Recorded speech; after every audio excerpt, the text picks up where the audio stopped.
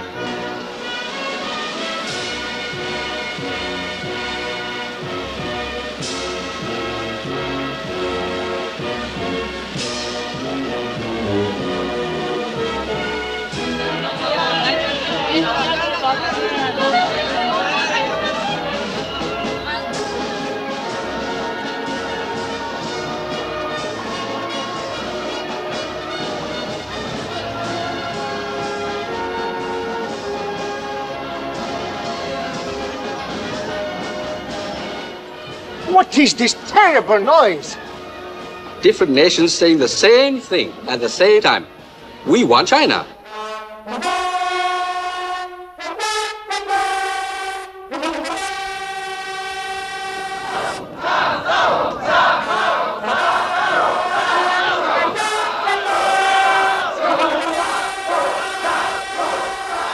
Separated from the foreign compound by only a wall and a gate is the Forbidden City.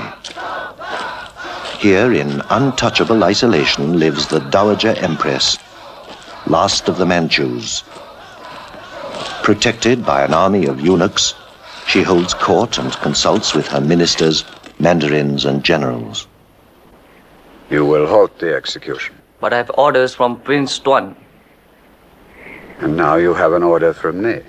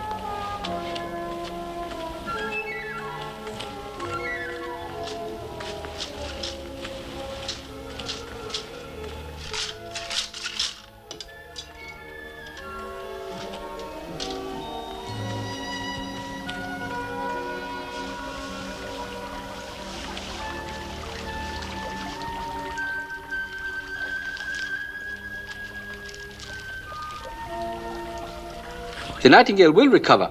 The arts of the court physician will prevail.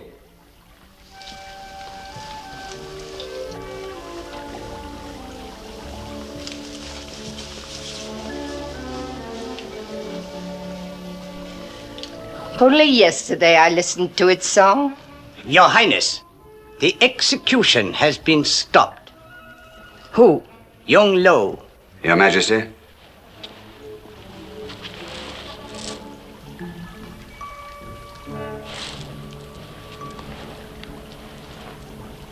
I come to ask your displeasure, Divine One. Take my life instead of the Colonel's. We cannot spare you. It was I who gave the order to the troops to fire on the Boxers. They were burning Christian missions, killing foreigners. We have sad news. The Nightingale. It was your gift. Do you remember, young Lo? I have not forgotten. I live only to serve your Majesty. And how does the General's attack on the Boxer Patriots serve Her Highness? If the Boxers remain unchecked, a dozen foreign armies will descend on China. We are tens of millions. Let them come. Does the Empress believe that where the Imperial Army has failed, the swords of the rebel will succeed? Our gods are with the Boxers. The voice of the Nightingale is still. I hear only the sound of crows. Your Majesty, a violent wind does not outlast the morning. The Boxers have arisen like the wind and the rain. And like the wind and the rain, they will disappear.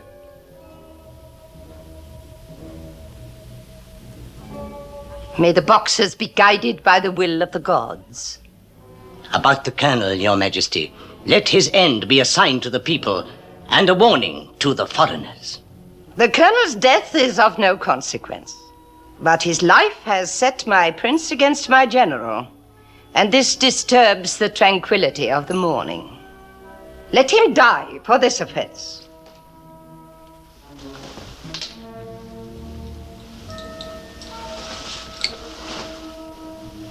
You are concerned, young Lo? If the Boxers fail, I will give the foreigners Prince Tuan's head.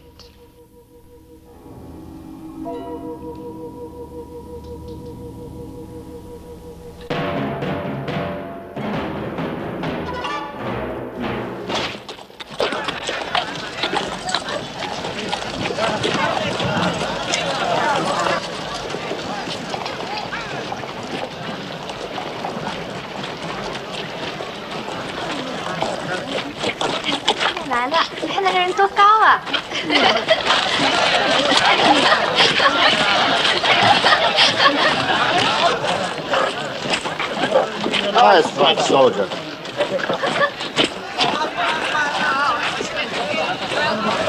Well, hello there. You like me? All right, Marines. Eyes, hunt!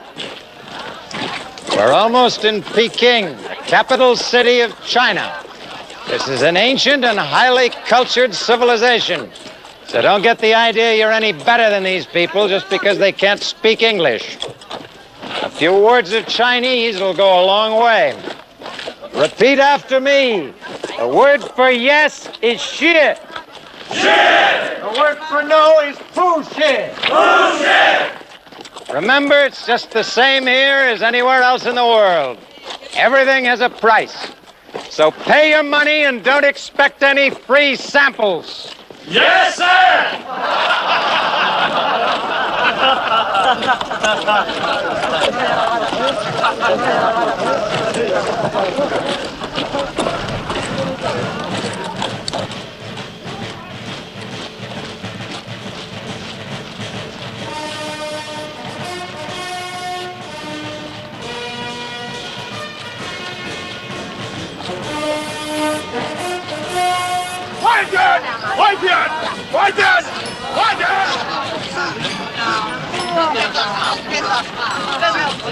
Column, hold!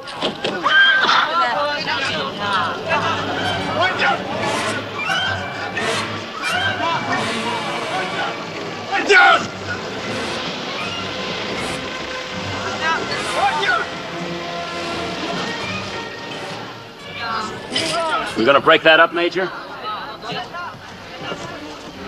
You're gonna stay right here. Murphy! Yes, sir.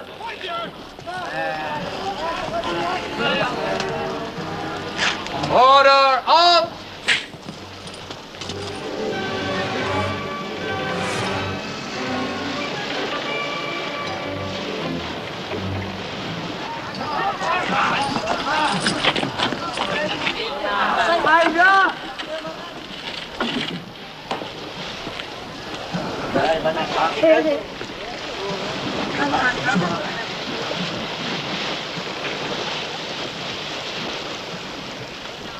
Ni hao. Please tell the boxer chief I'd like to do business with him. I want to buy that old man. That is British. You're American. $20.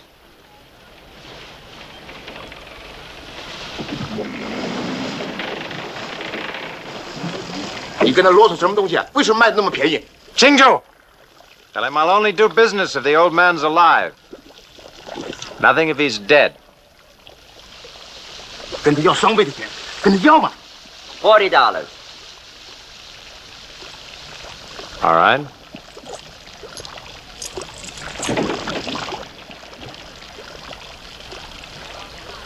He's dead. But he say you must pay anyway because you've spoiled the ceremony. Nothing doing. $20.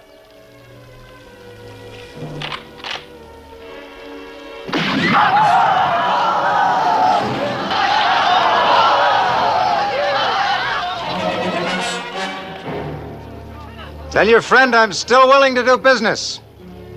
I'll buy the dead boxer. $40.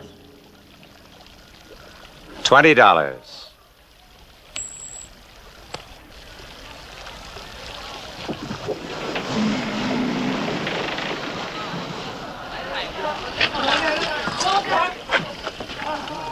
Did you fire that shot? Yes, sir. Nice shooting, Sergeant. Thank you, Major. That'll cost you $20 out of your pay.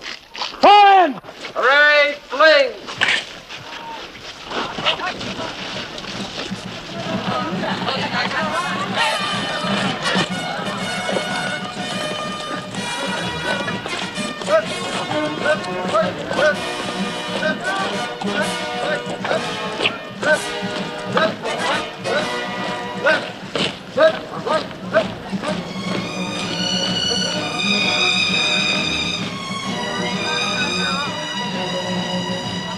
Sergeant, take him round to the barracks.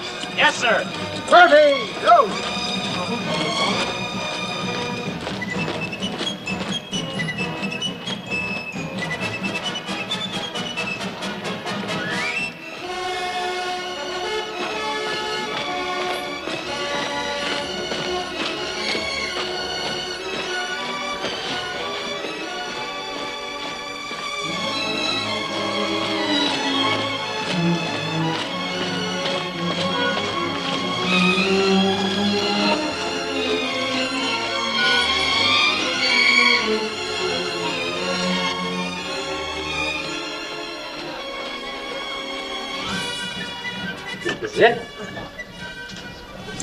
Tell the Baroness I'm still waiting. As you know, Your Excellency, I have already sent her a note. You're the owner of this hotel, Bergman. Tell her yourself. Voici votre clé, Monsieur le Comte.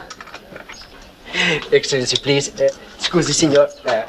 Bergman, in my capacity as a Russian minister to Peking, I order you to get her down here. As you wish, Your Excellency, but you must remember, she is still a guest. I cannot order her down. Excuse me, Your Excellency, but I think you could do with a cold drink. And so could I. Champagne, Your Excellency?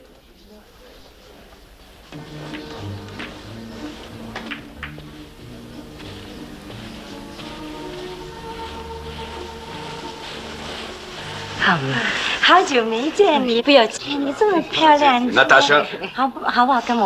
Baroness Ivanov. Yes, Sergei. It's not enough that you keep me waiting. Now you choose to ignore me. You're a little nervous, Sergei. I suggest something cool to drink. For all of us. 对不起。不要紧，我们走好啦，再见，再见。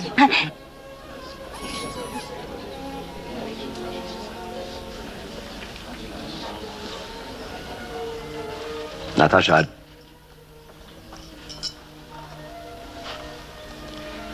I try not to talk about the necklace. But you are talking about it. I'm talking to you as the Russian Imperial Minister to Peking. Please, Sergei. Just speak to me as my brother-in-law. Natasha, I've told Mr. Bergman that your visa has been revoked. Consequently, you have no right to remain in this hotel, Peking, or for that matter, anywhere in China. You are legally non-existent. You frighten me, Sergei. Where will you go? To your Chinese friends? You must hate me, Sergei. You're wrong, Natasha. I do not hate you. Please leave. You're a fool. My conscience is clear. But you have lost everything.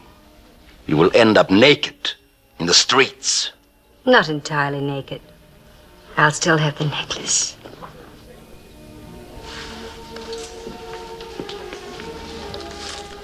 Today. She must be out of here today. Yes, Your Excellency, I'll take care of it.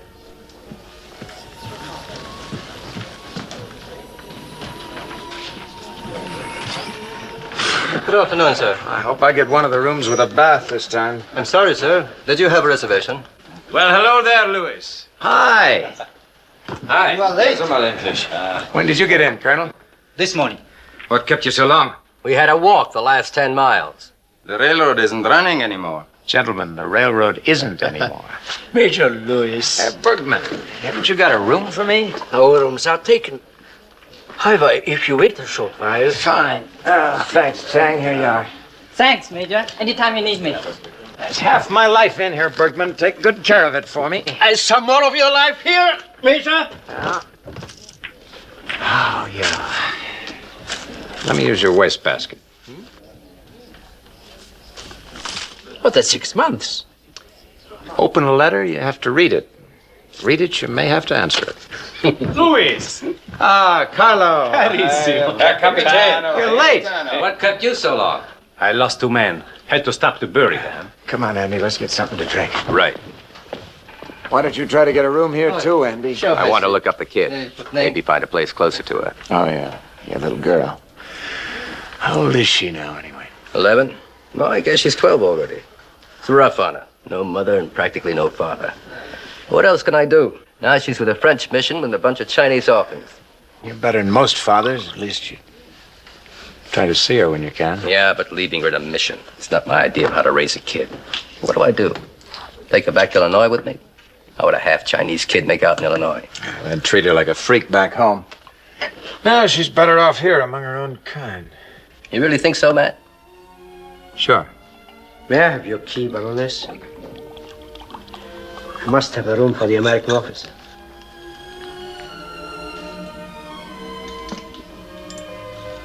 Besides, you have to live your own life, too.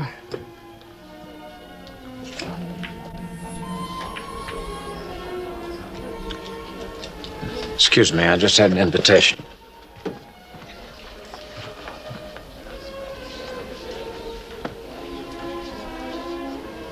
Please do sit down, Major. Bring your friend. We can all drink together. He'd only tell us his troubles. What should I tell you, Major? Well, that you're happy I'm with you. Are you always this direct? I'm a Marine, ma'am. I don't have much time. How much time are you allowing for me?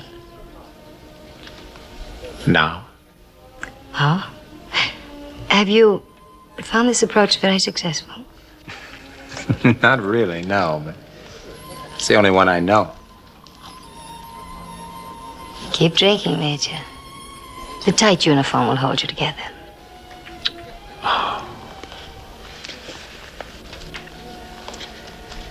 Clever women make me nervous. Oh, no, please.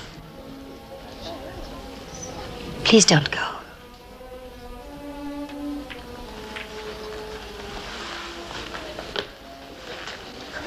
What can I offer you? My life? My room. They just gave it to you. Is that too much to ask? No, my life isn't worth much, but hotel rooms in Peking are at a premium right now. Do you always offer your life to strangers? To a soldier, strangers make the best friends. But I'm not in uniform, Major. I like things fine just the way they are. Major Lewis. Major Lewis, sir, a British orderly to see you. British Minister's compliment, sir. He wishes to see you.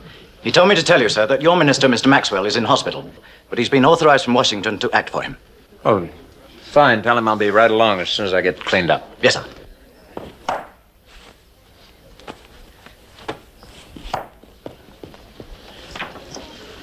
Here's your key, Major. Thanks. What shall I do with your belongings, Baroness? Put him back, Bergman. But there's only one room, Major. Let the Baroness figure it out. She's a clever woman. Don't laugh yet, Major. It's a very small room. Well, I've been in tight places before. So have I, Major.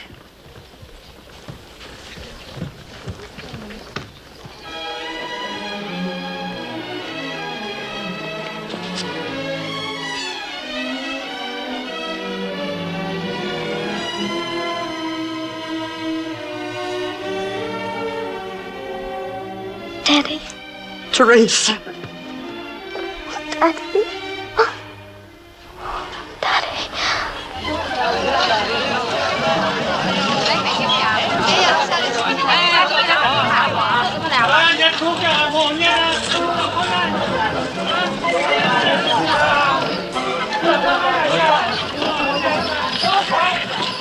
Hello, Britain. Good to see you again. Good day, sir. Now wake up, sentries! Now take a tip from an old soldier. Whenever you see a major of the American Marines, you will present arms. And don't forget it! If this be I, as I suppose it be, I have a little dog at home, and he'll know me. Come in. I'm sorry, Arthur. You busy? Of course I am. I always am.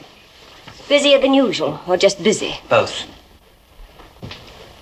Well, what's the pressing female problem? Just this. Am I to pack or am I not to pack? Are we going to England? Do we take our leave this year or not?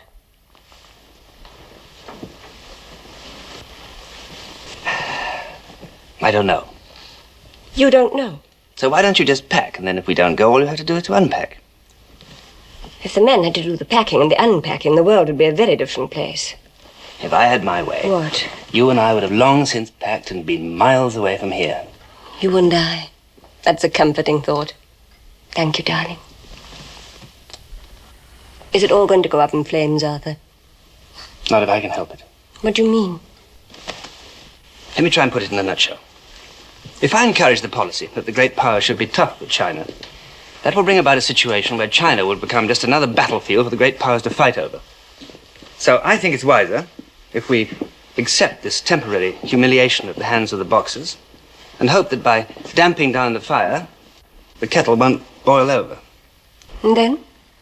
And then I shall probably receive the displeasure of Her Majesty's government, and you and I will be retired upon a most inadequate pension. Do you remember what Napoleon said about China? I never forget it. Let China sleep, for when she wakes, the world will tremble. He did say an awful lot, didn't he? Come in. Major Lewis, Sir Arthur. Oh, ask him to wait one moment. Darling, forgive me. I had to put on my official face for a little while. You haven't forgotten our soiree tonight. 2 dozen bottles of champagne already on the ice. Anything else the South will require? The first waltz, if you can spare it. I'll think about it.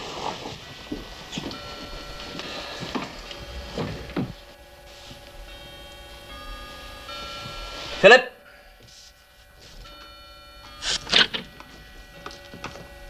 Major Lewis, Sir Arthur.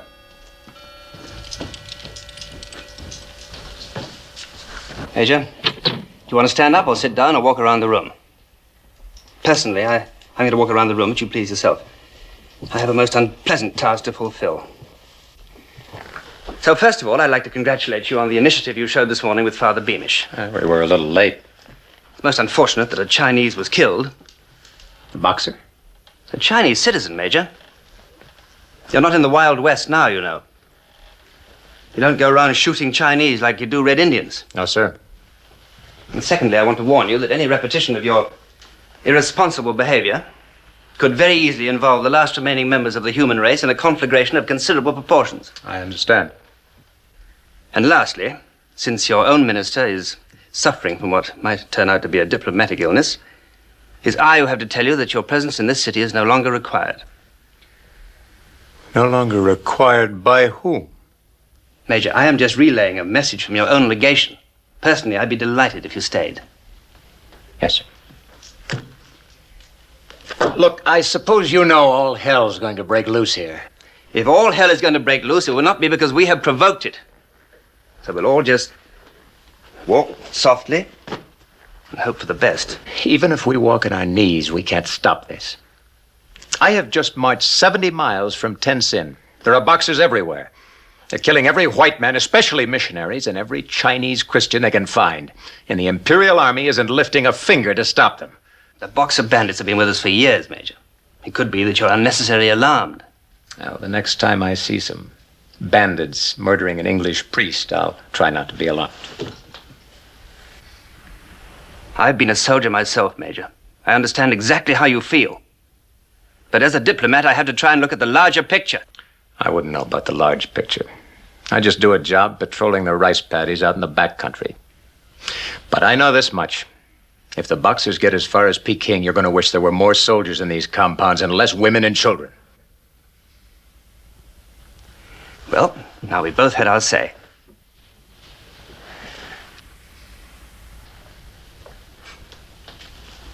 I'll go quietly. Oh, by the way, it's our Queen's birthday today, and we're entertaining tonight. We'd be delighted if you'd come. Thank you.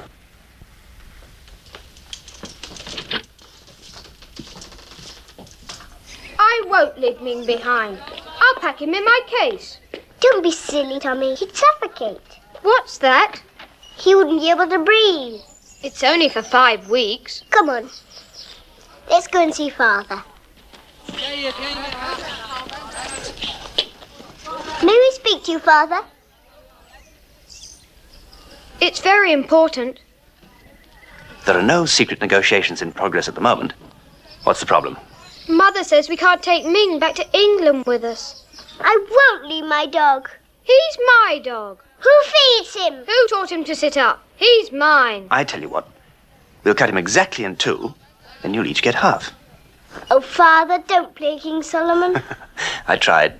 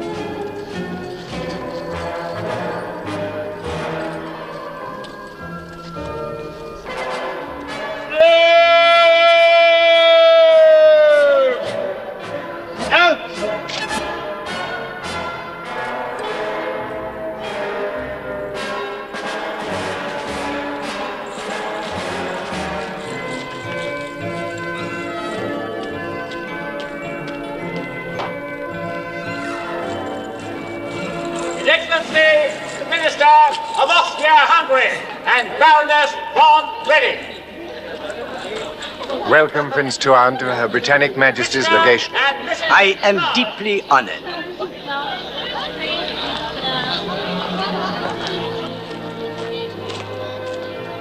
His Imperial Highness, Prince Tuan.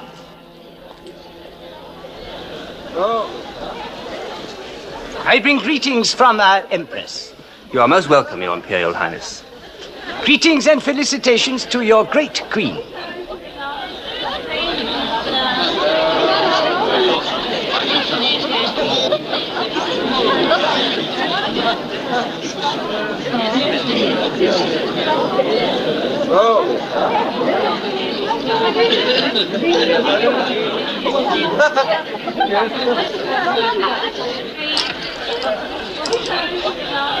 May the Lion of China and the Lion of Great Britain live in peace forever. Our Queen is most touched by the thoughtfulness and the generosity of your illustrious Empress. Your Imperial Highness, Your Excellencies, ladies and gentlemen, the first dance will be the military two-step.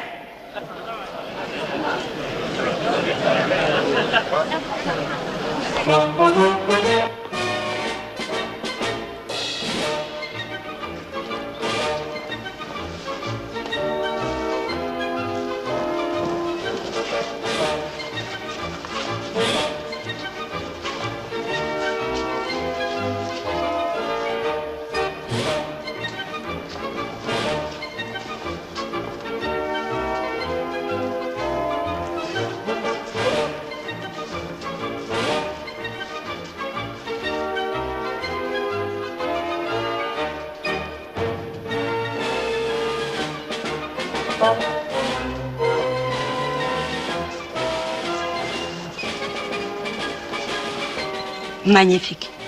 Fabulous. They should be around my neck. Of course, Sophie. You look positively naked without them.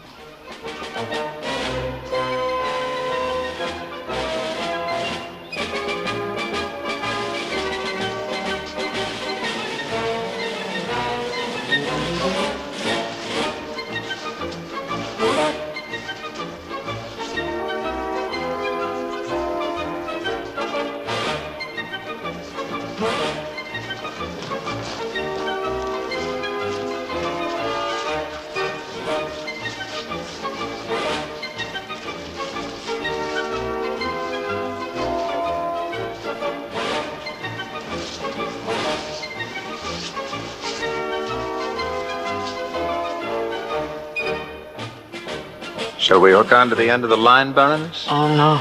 No, not yet. I've been waiting for this for a long time. Now I'm enjoying it.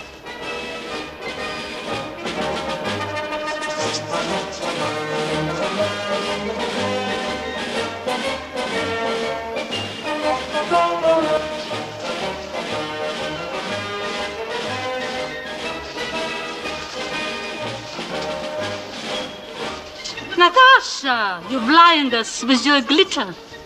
Would you recognize me without them, Sonia? Major Louis, I understand you're going to Tianjin tomorrow. That's right, Your Excellency. There is a Russian woman here who has no transit visa and wishes to leave Peking. Anyone we know, Sergei? Naturally, it would be in her interest to get to know you. It might be the only chance to reach Tianjin. It might be. If you disregard this, I assure you the Russian government will remember this conversation.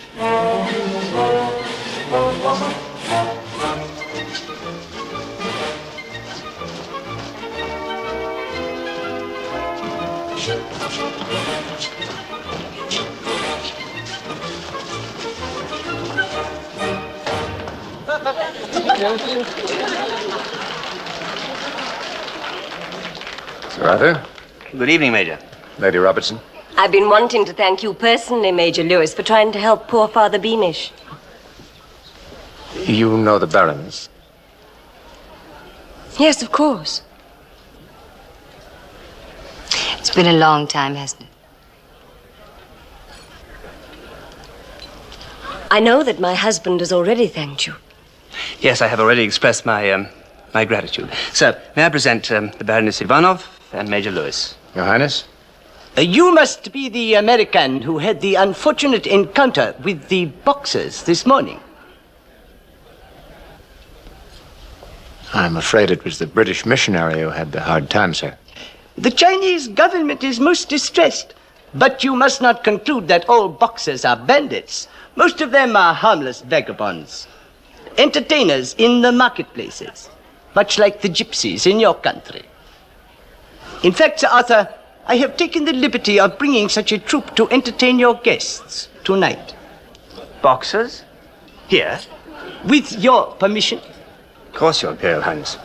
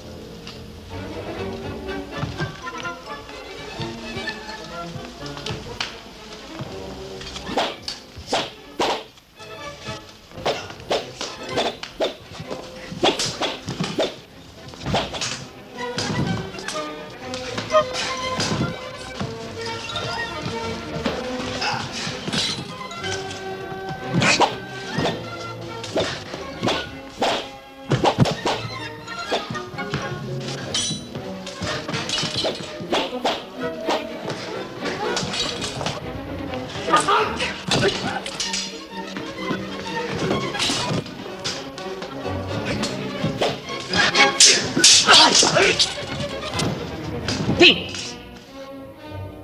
Natia. Uta. Bio.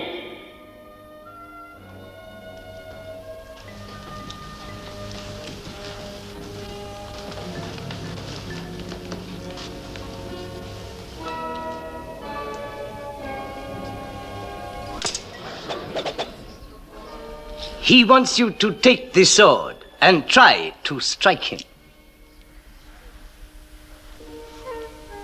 Try it, Major. Seems to be part of the performance.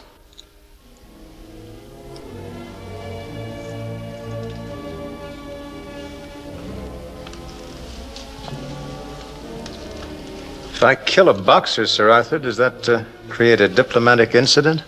There is no danger.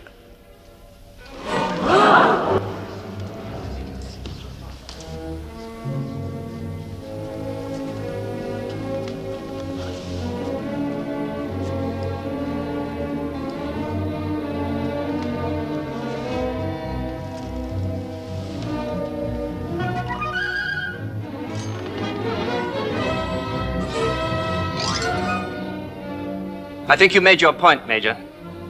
Not quite.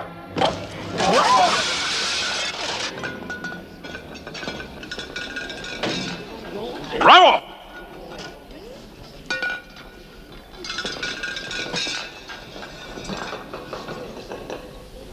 I guess he wasn't a true believer. It seems, Sir Arthur, it is your troops who are invulnerable. You must forgive us, Your Highness, but the Major does not seem to understand that here we must play the game according to Chinese rules. I apologize, Sir Arthur, but I don't think His Highness came here tonight to play games. Good night.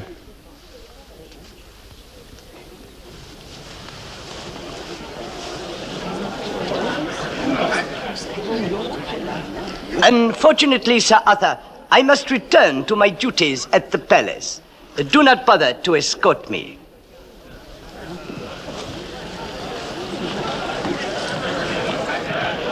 Ladies and gentlemen, the next dance will be a waltz.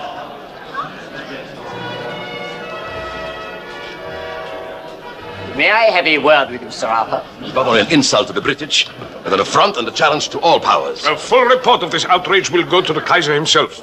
I just want to assure the gentlemen that Her Majesty's government is not unduly alarmed by this Boxer invasion of the British Embassy. I shall personally lodge a complaint with the Chinese Foreign Office in the morning. And what are you going to do, Sir Arthur? I don't know what all of you are going to do, but I intend to have a glass of champagne.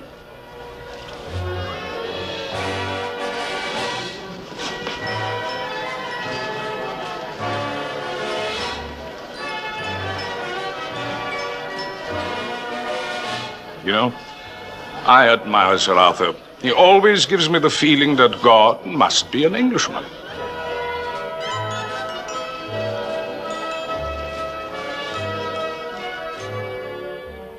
We go and we go, but we don't get anywhere. Why don't we just go back to the hotel? Are you tired, Major? Tired? No.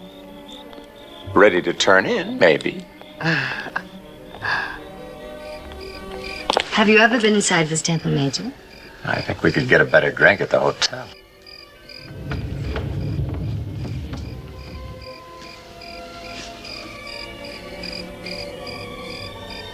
Very interesting. Can we go now? But we haven't had our dance yet, Major. Shall we?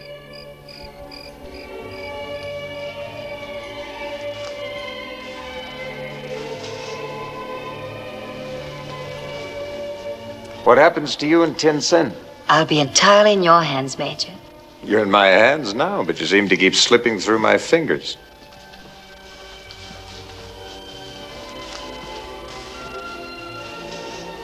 You know, I think I'll get you to take me to San Francisco with you. Oh? Why to San Francisco? Well, isn't that the place where they found all the gold?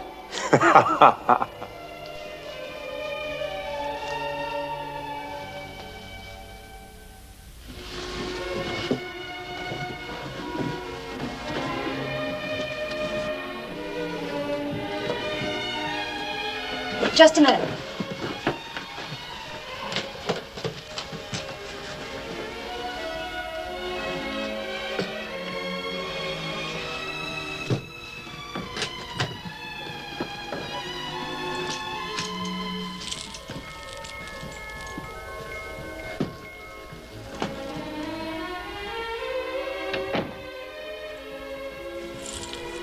What's a trinket like that worth, anyway?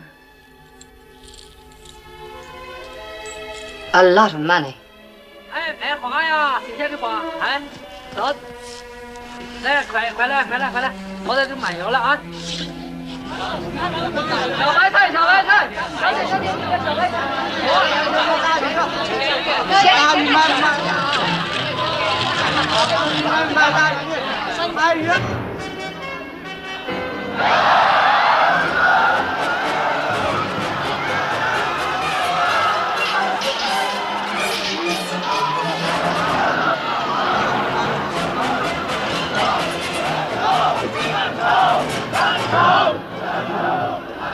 Looks like we won't be leaving today after all. They just killed the German minister.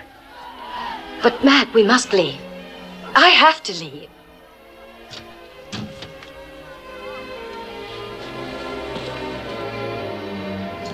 You have to wait. Your sword, Sir Arthur.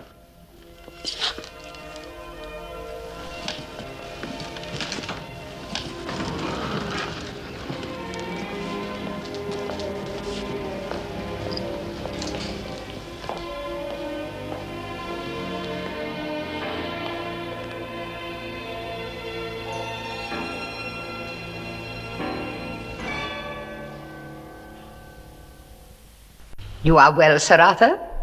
I am well if you are well, Your Majesty. We are pleased to receive you. Your Majesty does me great honor. We have been informed of the unhappy death of the German minister. The Boxer bandits will be dealt with. But the anger of the Chinese people cannot be quieted so easily. The Germans have seized Kiao Chau. The Russians have seized Port Arthur. The French have obtained concessions in Yunnan, Guangxi, and Guangdong. In all, 13 of the 18 provinces of China are under foreign control. Foreign warships occupy our harbors. Foreign armies occupy our forts. Foreign merchants administer our banks. Foreign gods disturb the spirits of our ancestors. Is it surprising that our people are aroused? Your Majesty will permit me to observe that the violence of the Boxers will not redress the grievances of China. China is a prostrate cow. The powers are no longer content to milk her, now they are butchering her for her meat. If China is a cow, Your Majesty, she is indeed a marvelous animal that not only gives meat as well as milk, but at the same time grows stronger. She's learning new arts of peace from the West. But China's greatest virtue is her patience. And if she will exercise that now, she will achieve everything. And if not? If not, if the counsels of violence and impatience prevail, then the blood of millions will be shed and the agony will be prolonged. Will you please go to the window, Sir Arthur? There is something I have arranged for you to see.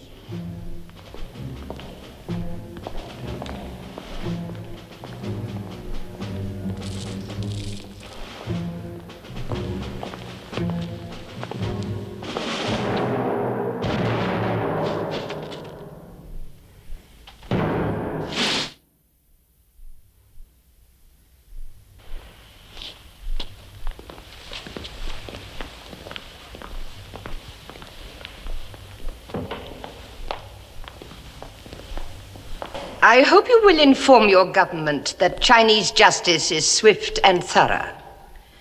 Those men are the ones who murdered Baron von Meck this morning. Where lies the guilt? With the one who wields the sword or the one who gives the command? You know who gave the command? With Your Majesty's permission, I would like to present an eyewitness. By all means, Sir Arthur.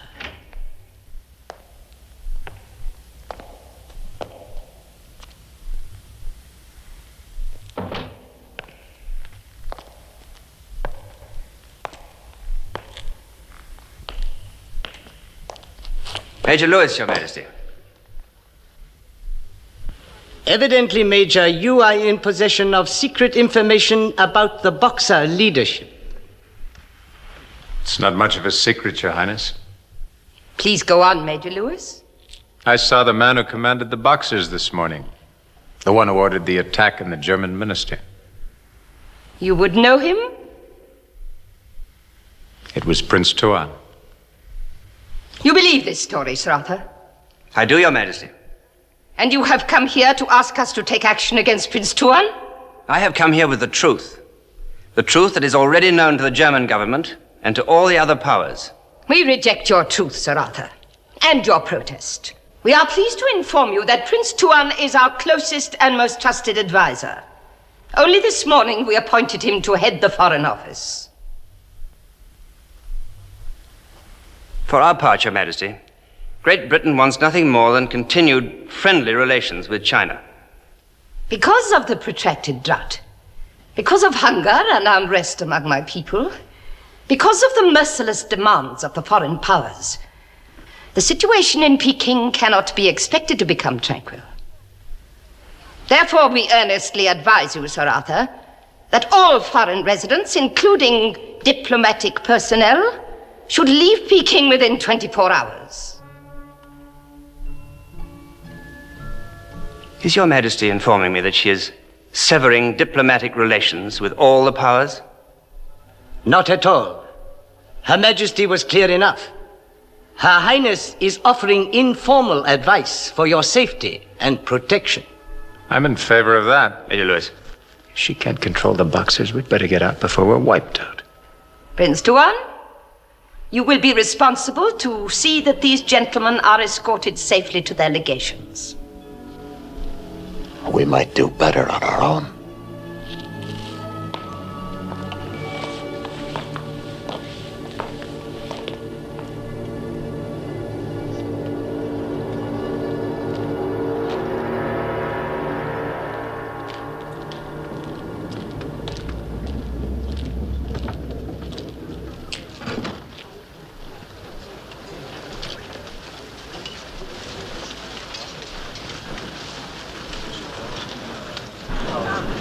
Do we walk? Yes, very slowly.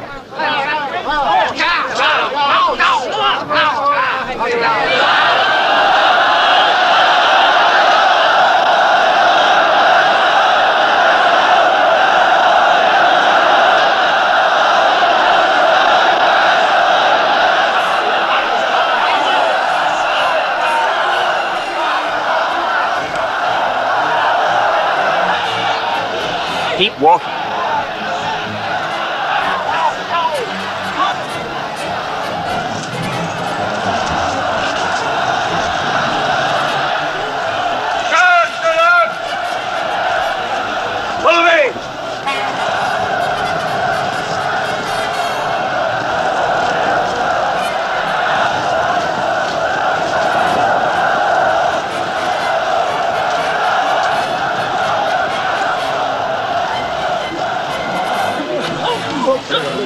Thought you might need some help. Yes, thank you, John.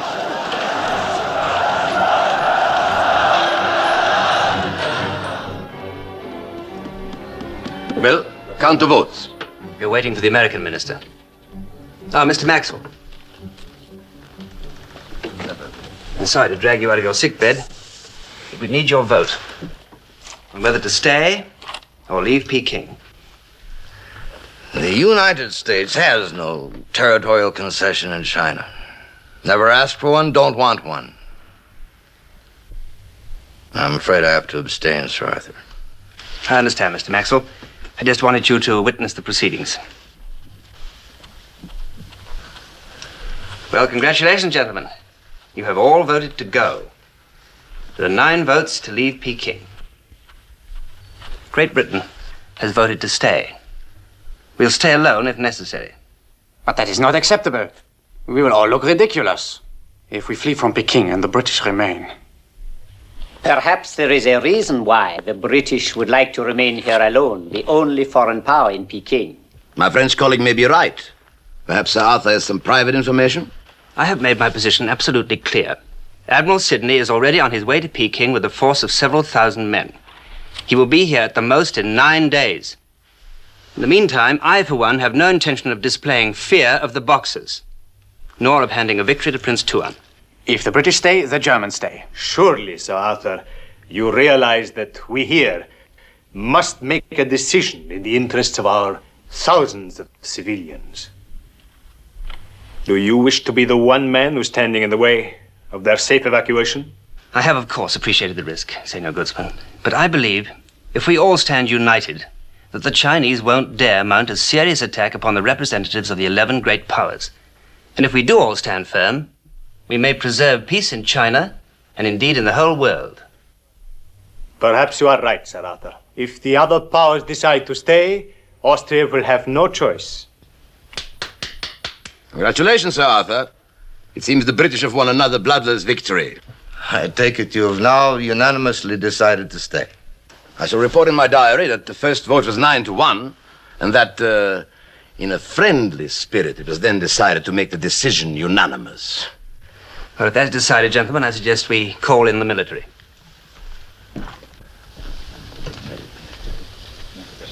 This way, please, gentlemen.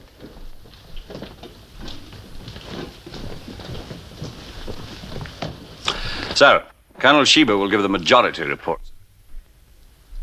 Considering the military aspects of the situation, we have agreed that with fewer than 400 men to defend a perimeter of over 2 miles, the position is untenable. We recommend immediate evacuation. The ministers have decided that for political reasons we must remain. So you will have to defend the area to the best of your abilities until Admiral Sidney's relieving force arrives. Sir, what if the relief column doesn't make it? They have to cover over 70 miles through hostile territory. We will consider that situation if and when it arises. There are 5 main defense sectors. The wall, defended by the Germans and the Americans. The west end defended by the Russians. The British legation, the Fu, held by the Americans and the Japanese. And the east end of Legation Street, which is held by the Italians and the French.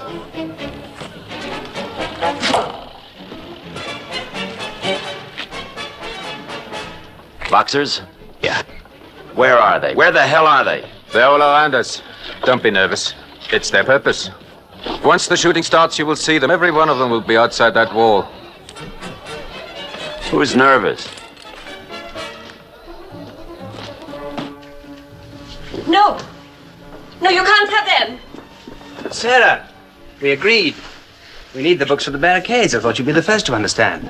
Not the complete set of the Napoleonic Wars. Mother just sent them to you for your birthday. I have a confession to make. French history bores me. Ici, ici. Vite, vite. English history. Bah. Vite. Fermez les grilles.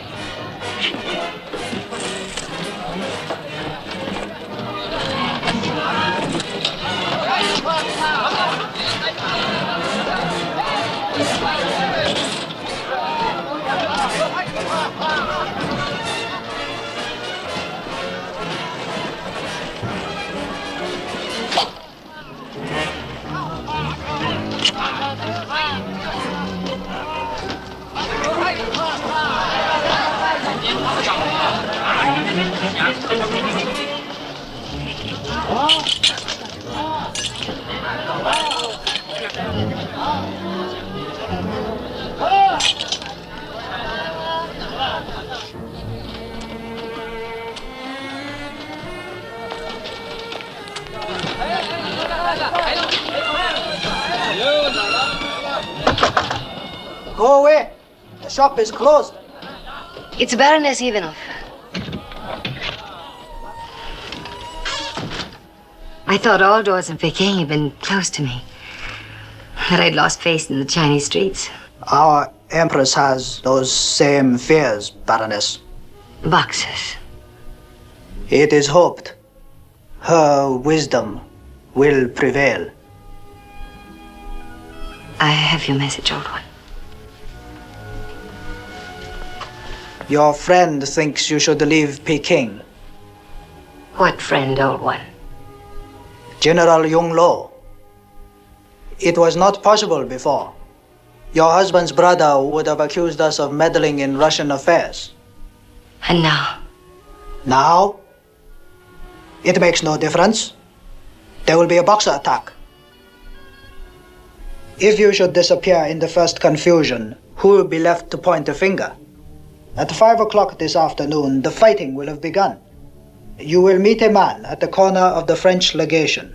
He will be wearing a green peasant jacket. You will be there?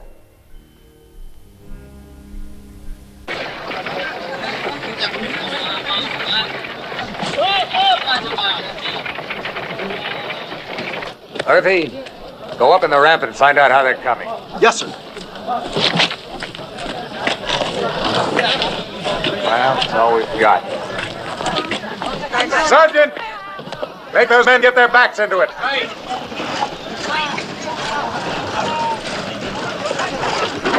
what the... Hold him.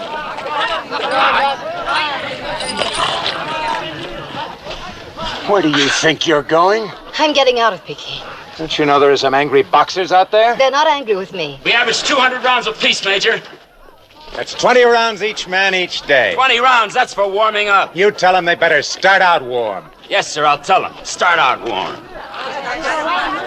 Will you get out of there before I get mad? Mad Americans inside, mad Boxers outside, mad Russians all over the place. I'll take my chances outside. Major, I split the men in 2 platoons. 4 hours on, 4 hours off. The sergeant will take the first watch, you take the second. Right. I wanted to go to that thing with you, but you want to stay here and play soldier. I wear a uniform. That's the job they pay me to do. Well, then go and do it. And get out of my way. Have a nice war, soldier. A real nice war. Where will these go, Major? Well, where do you think they go? Get up on that wall!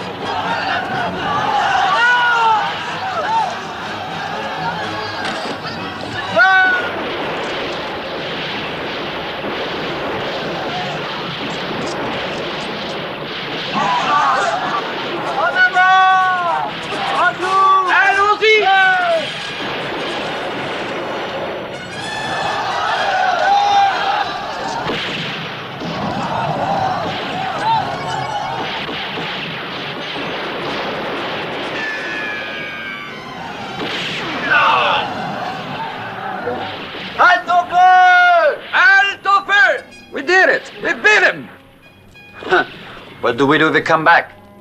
We used more than half our ammunition today. How good are you with a slingshot?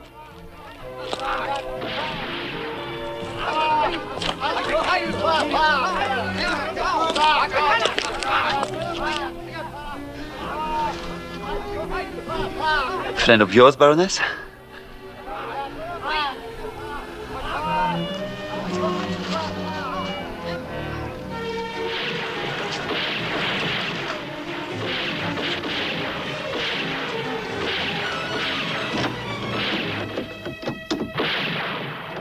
Soldier, can you open this door? You can't go through there, man. There are Chinese on the other side.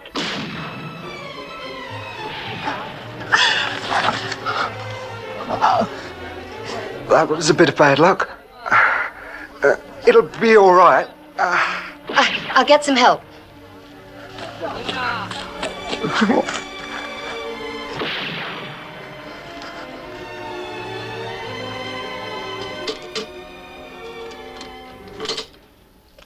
Well, what do you make of it, Major? Well, Father, this is quite a weapon. What would you call it? Well, you might say she's a cross between an alligator and an ostrich, but we call her Betsy, after the Dowager Empress of China.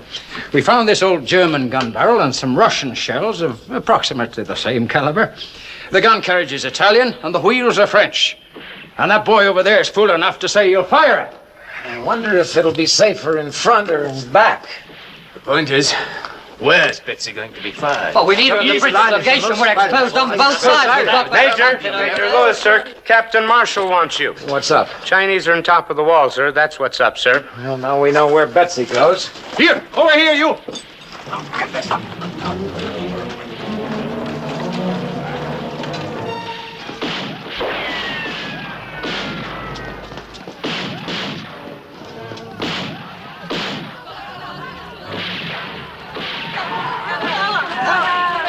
Come on, Andy, run! Sergeant, get in here!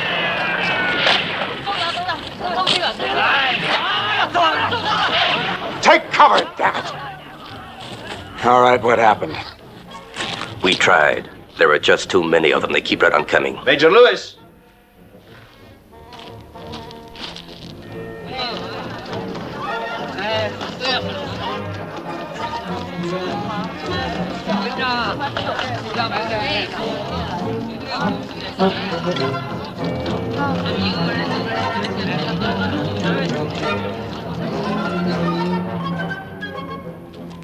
How many did we lose? Turner got it. So did Spencer. 5 wounded. I don't know about the Germans. I guess they got it even worse. Huh?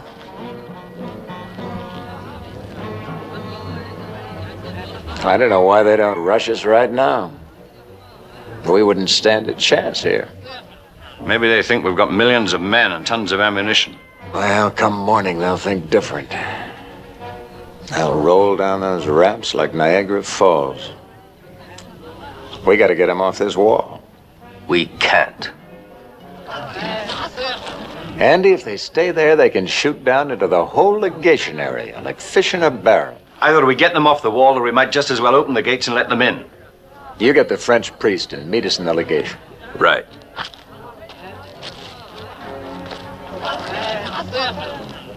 I don't think they're gonna start anything up here till morning, Sergeant. And you better hope they don't.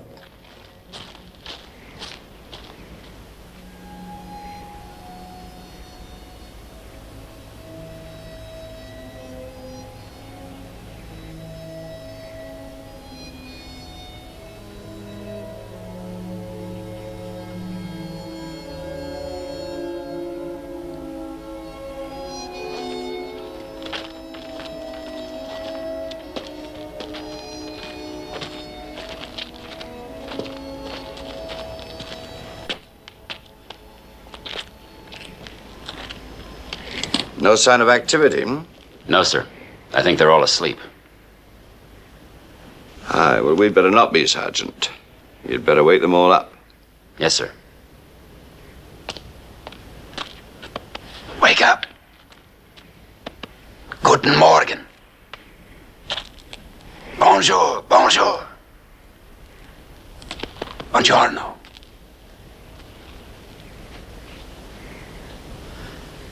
Good morning. Good morning. Here they go!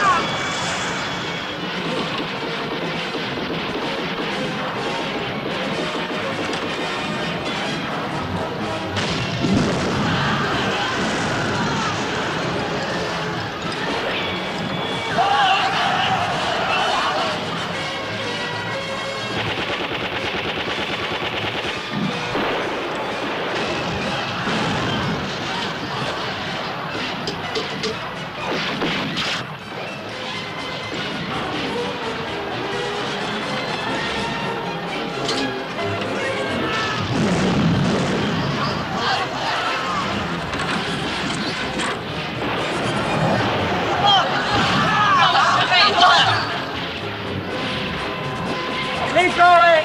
Come on, keep going!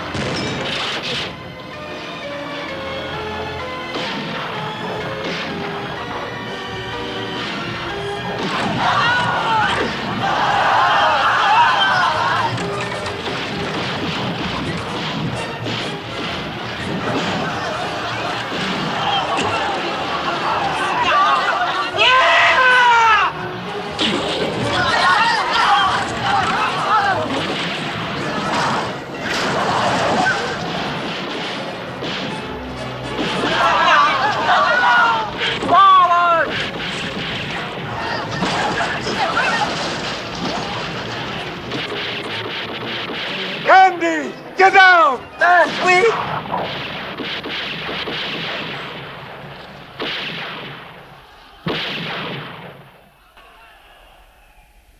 Maybe you can tell me one thing, Major. What are we doing here? Why didn't we get out when we could? I don't know, Harry.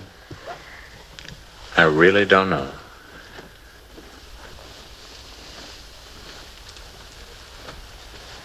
Captain Handy told me that you retook the wall. I suppose you heard. He died, too. Maybe the minister can tell us why the captain's dead. And Captain Marshall. From what I hear, he has all the answers. That's all, Sergeant. Get on back.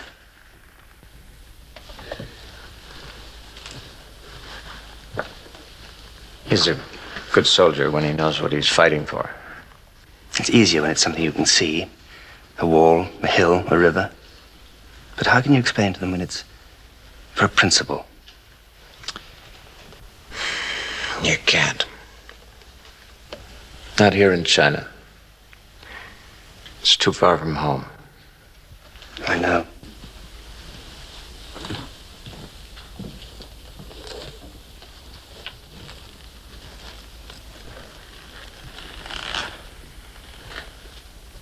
Help me, somebody!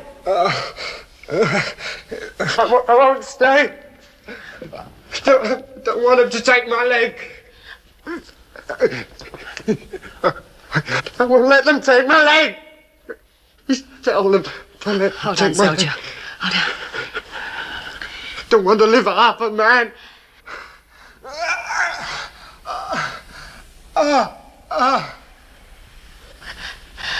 He's only fainted.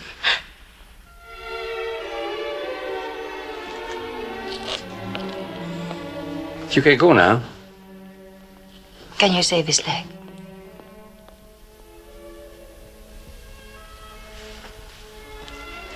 May I stay here with him? Your dress is a breeding ground for germs. Well, what are you waiting for?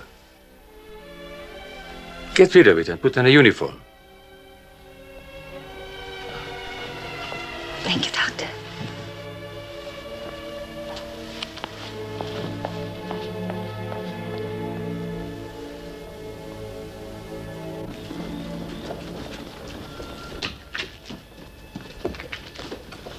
Who's going to tell her? The captain's little girl, remember?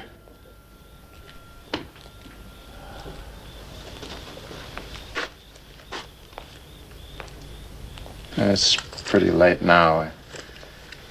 I guess we can tell her in the morning. She might hear about it from somebody else. That wouldn't be right. No, I guess not.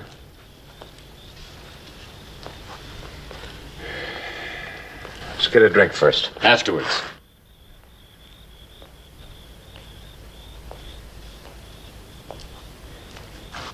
You coming? I gotta get back on the wall. Wait a minute.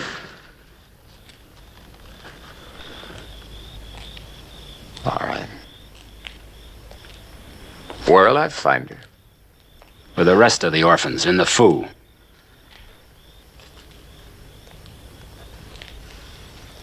What do I tell her? Like she was your own, I guess. Tell her like you'd like someone to tell your own kid.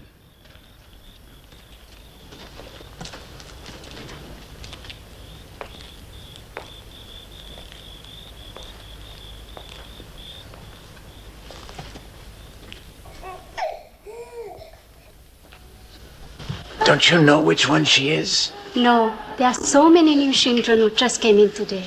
Haven't you ever met her? Yeah, once, but I can't remember what she looks like. I didn't pay Major. much attention. Ah, Major. We're looking for the Marshall girl. Of course, yes. Teresa. I heard. I guess she must be sleeping.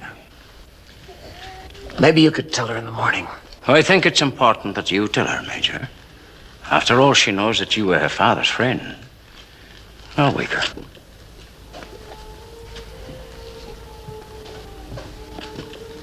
Ah, here she is. Here's someone to see you. A friend of your father's. Teresa,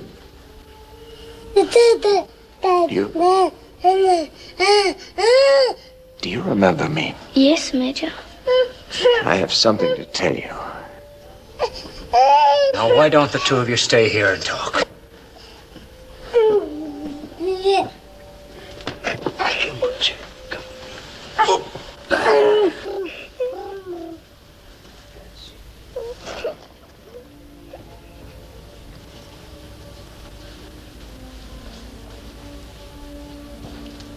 I guess you know there's been some fighting.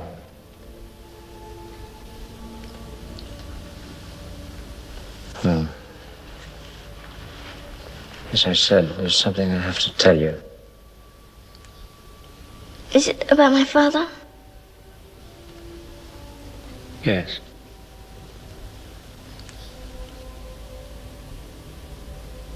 Is he dead? Did you know?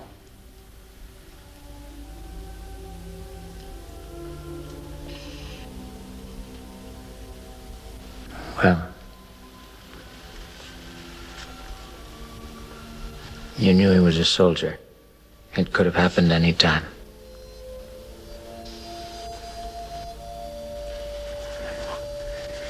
You'll be taken care of. You won't have to worry about anything.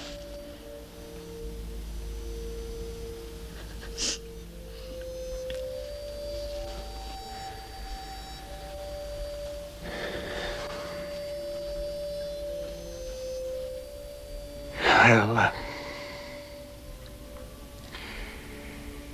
I guess you'll be all right now, huh? Won't I be going home then? Home.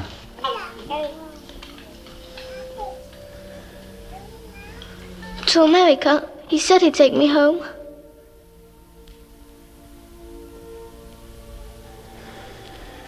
He did.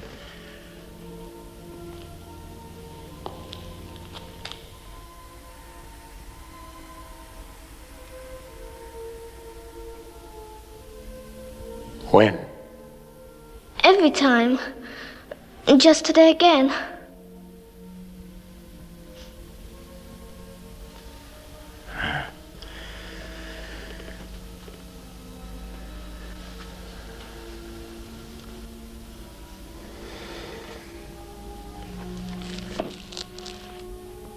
Well,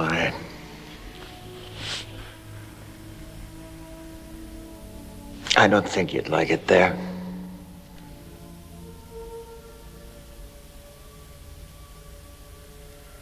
Everything's very strange. Things are all different there. The people and the food and the houses, the schools.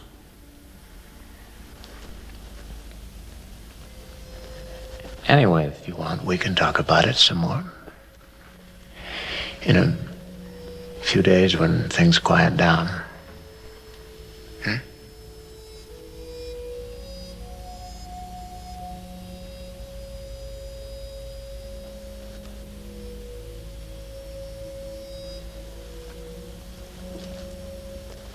I promise.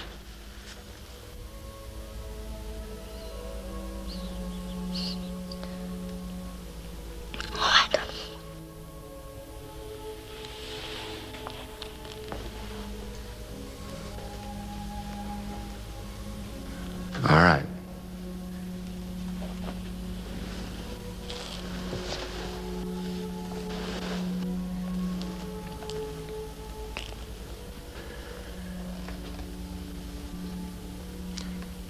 Think she understood?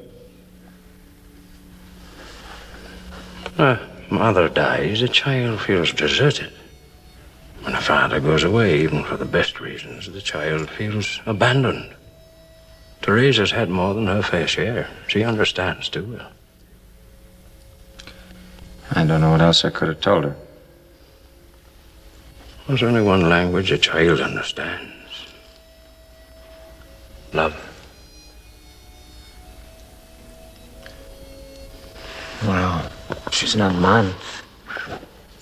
Someone somewhere said that every man is the father of every child. But I suppose it's only true if you really feel it.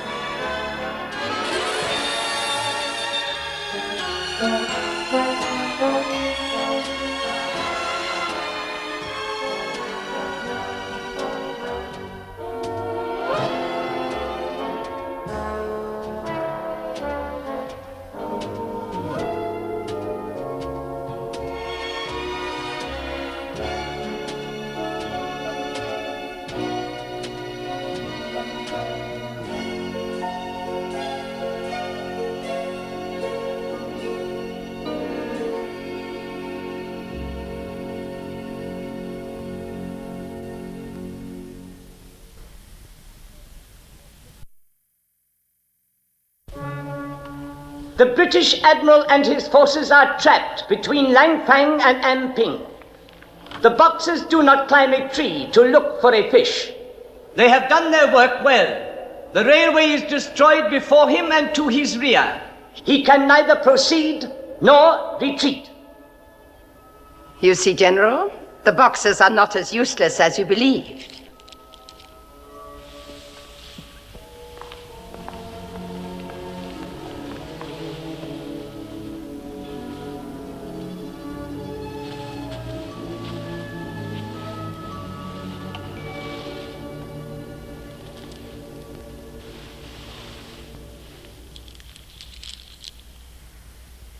Your Majesty, it does not require courage or skill to rip up a few rails. The Boxers flee from the foreign devils. If Admiral Sidney be denied the use of the railway, he will now march on Peking. I expect him here within the week.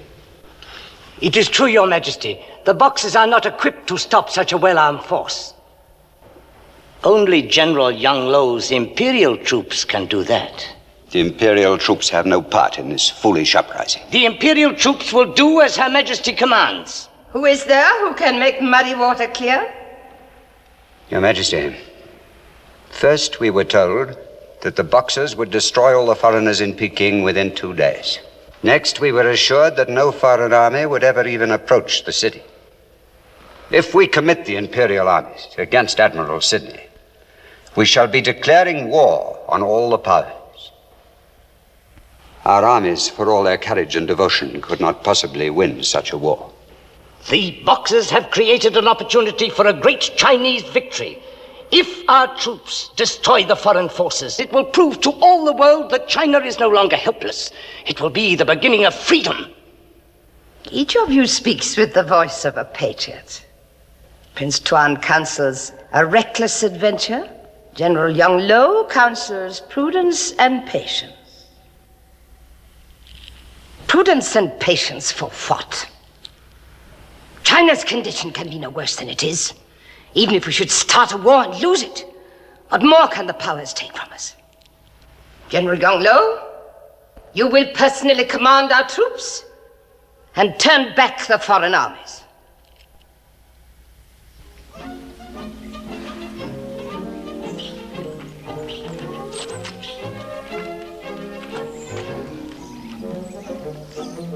Bang! Stop it, Tommy. Go away, Tommy. You'll wake the baby. You can't talk. You're dead.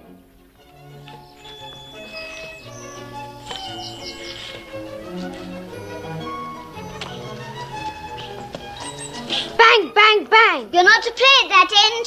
Bang, bang. Oh, Tommy. Bang, bang. Oh.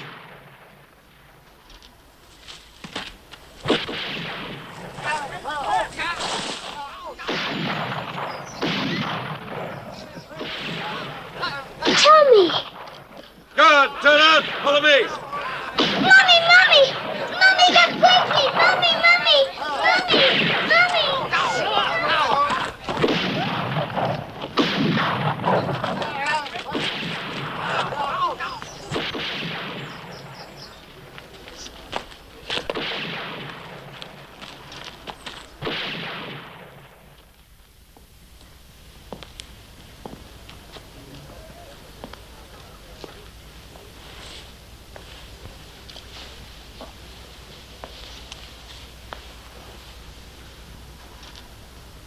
If he dies, he won't ever have been home. Funny how he used to talk about home. As if he remembered how it was. How he fed the ducks at St. James's Park. Hard. He must have picked it up from me. You never talked to him about home, did you, Arthur? Yes, I did, sometimes. No, I have the strangest feeling. I can't get it out of my mind. What? What is it? Do you think that if a child dies in a foreign place without ever having been home, that his soul doesn't rest? I think it goes into limbo. An enormous, empty Chinese limbo. And it wanders there lost and crying. He's not going to die. Why doesn't he waken up? The doctor says he's in a coma. He may not come around for several days. The truth is, he may not come round at all. He may never come out of it. Why? Why? How did he sin? Against whom? What's he doing in this foreign place? Whose ambition is he serving? Does the child die to serve the ends of ambitious and powerful men? Who will gain from his death? Who will be the happier for it? How many children must die? How many people must suffer before there's an end to all this? Don't you see that even the life of one child is too great a price to pay? It's too great a price to pay. Sarah, try to understand. Understand what? Tell me, tell me. The pain is not yours alone. You ever been to England, Baroness? Yes. Manchester? No. It must be very beautiful. I don't think you call it beautiful. But you know how it is when you come from a far place?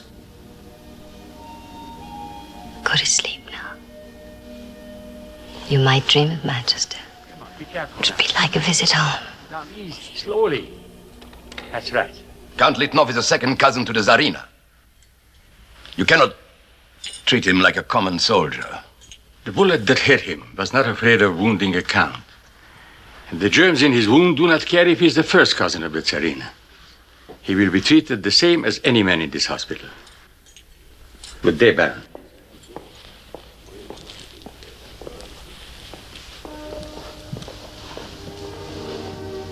I understand you're here early and late. A true angel of mercy. The wounded man won't be nursed by anyone else. You have always known that I have a way with men, Sergei. Even the German doctor has fallen under your spell. You can't do without me. And the major? The American major? What do you want?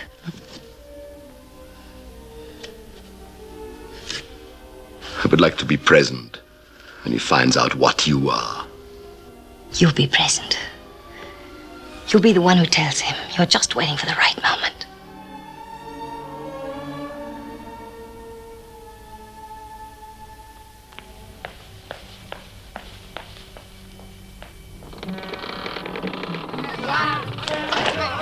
Where? Where is it? Right there.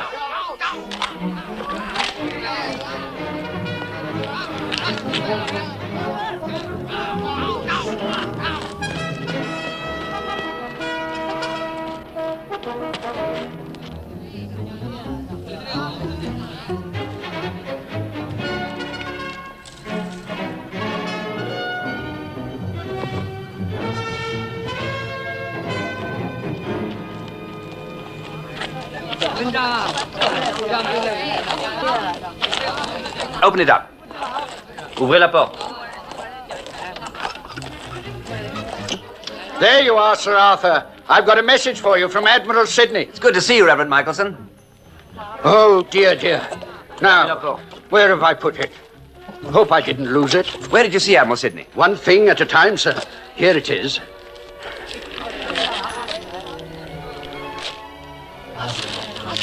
It's in code. I'll have to get it deciphered. Come with me.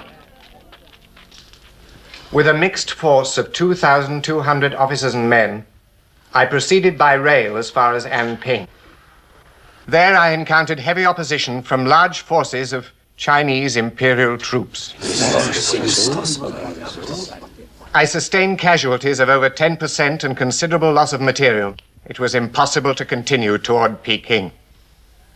I have been forced to order a retreat along the Peiho River toward Tientsin.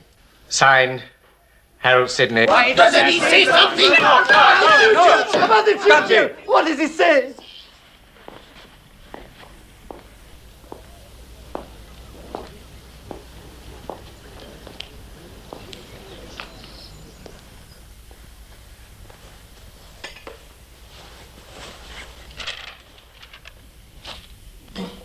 We missed you at dinner. I thought you should have something to eat. Thanks, Sarah. Do you want some more light? No, thanks. Why are we here, Sarah? You asked me that once. Why did we stay when we could have gone? I'm sorry, Arthur. I'd no right to put it that way. Well, there comes a time when it's good to ask questions. I've been lying here for hours, asking myself many. What questions? Question. Who am I? Question. What have I accomplished in 20 years in the Foreign Service? Question. Am I a successful diplomat or a misfit, suitable only for a backwater like Peking? Question. Am I an honest man who tried to avert war in China? Or am I an ambitious one who sought to further his own career? Question. Am I a fool who took an impossible gamble? Or a reasonable man who took a reasonable chance? And what sort of father and husband am I to risk everything that I love? And who am I to plague God with the precious lives of so many people? I've been with you, Arthur, as long as you've been with the Foreign Service. I know something about those 20 years. And something about you.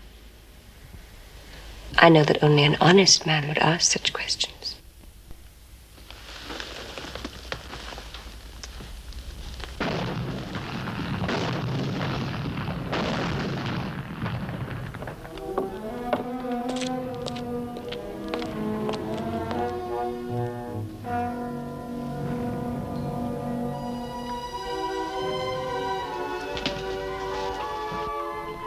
Excellency? I was just leaving, Major. The Baroness and I were talking over old times. Don't go. My brother-in-law can't rest. He has something to tell you. This is a family matter, Natasha. We needn't discuss it before strangers. Stop playing games, Sergei. Get it over with, now. We're talking about my dead brother, the Baroness's husband. I'm really not interested. What kind of a man do you suppose he was? Something like me, fat, past middle age? Something like that? He was the youngest colonel in the Russian army. A brilliant career ahead of him. The Tsar himself had taken personal notice. Do you know why my brother died? No. Go on. I can't go on. It suddenly... He killed himself. Because I was unfaithful to him. Let's forget it. The man was a general. A Chinese general.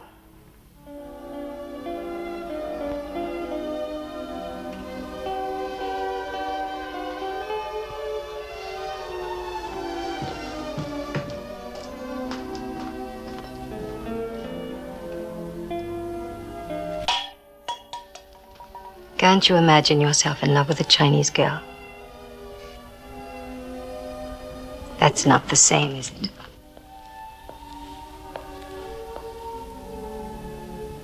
Well, I guess a man gets what he deserves. What the hell can I offer? A soldier's pay? Yes.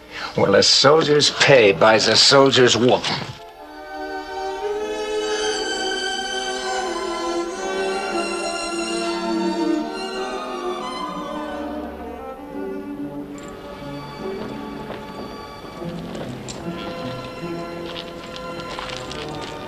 An urgent message from Her Imperial Highness.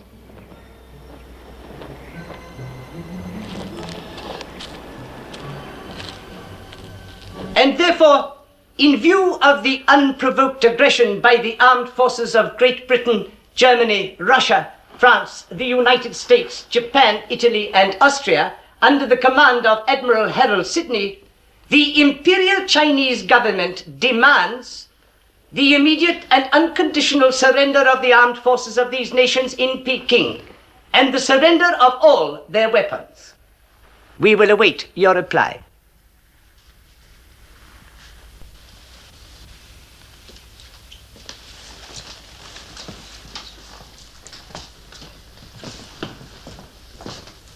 I believe, Sir Arthur, I can say without fear of contradiction that you are the architect of our dilemma.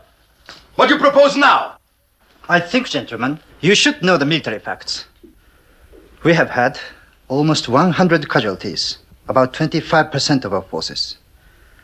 Our ammunition is more than half gone. The food situation is bad, medical supplies are non-existent.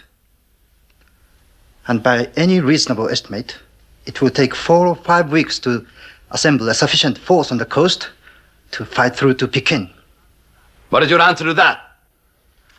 We're all very well aware of our own weakness. I have been giving some thought to the weakness of the Chinese. It's quite clear that Prince Tuan persuaded the Empress to commit the imperial troops in the hopes of a quick and easy victory. It's also clear that he allowed Reverend Michelson through the lines with Admiral Sidney's letter in the hopes that we would promptly collapse. This ultimatum means that he has promised the Empress our immediate surrender. Now, if instead of collapsing, we show unexpected strength, and not only hold out, but attack at the very moment when they least expect it, we might destroy Tuan's influence with the Empress and force her to face reality. Our British colleague is a man of faith. He believes if we blow our trumpets, it may cause the walls of the imperial city to collapse, like the walls of Jericho. How many trumpets do we have, Major? I don't know, Baron, but I think maybe Sir Arthur has a good idea about the Empress. About the Empress, I hope you did not misunderstand. Any attempt on her life would be a disaster. I wouldn't even know how to go about getting at her. I do not want her killed. You don't want? Her death would mean chaos. We'd have no one with whom we could negotiate. We'd be fighting here in China for 20 years. Do you have a better idea? I give you my word, Major. We'll only increase the frenzy of the Chinese and enlarge the war. All right, you fight the wars. Just let us fight the battles, will you? Come on, Colonel. What do you think, Colonel? Yes, I'm thinking. If you're thinking what I think you're thinking, and then I'm afraid I must agree with Sir Arthur.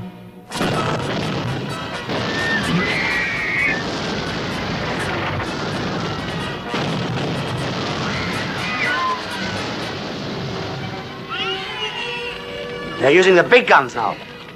That means the Empress has committed the Imperial troops. Get everyone into the compound. Here, Sergeant. Take the baby. Arthur! Arthur! Tommy's all right. He's all right. He just woke up. He spoke to me. He's going to live. He's going to live. Live?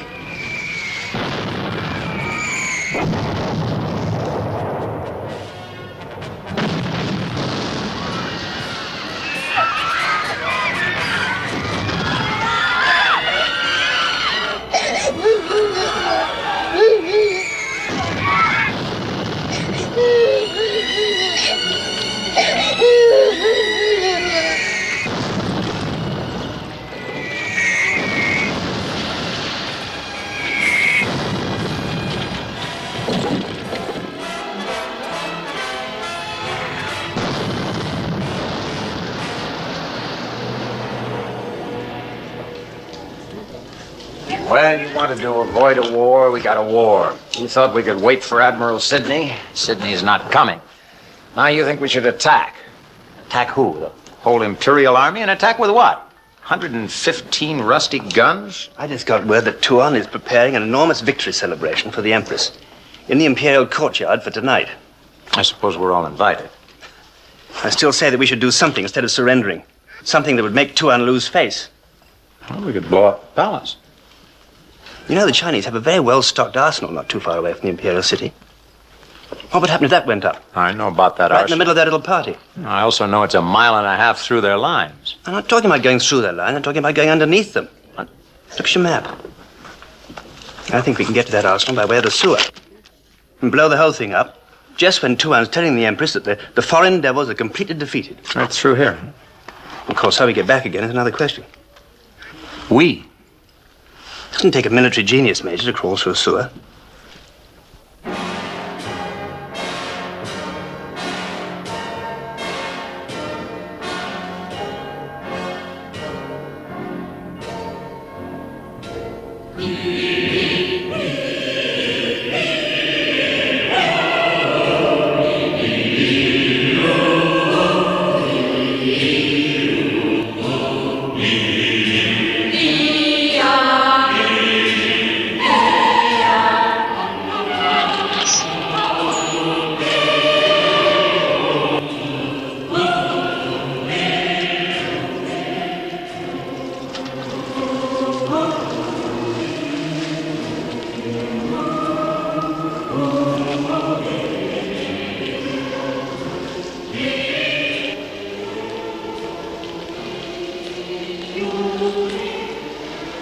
Come on.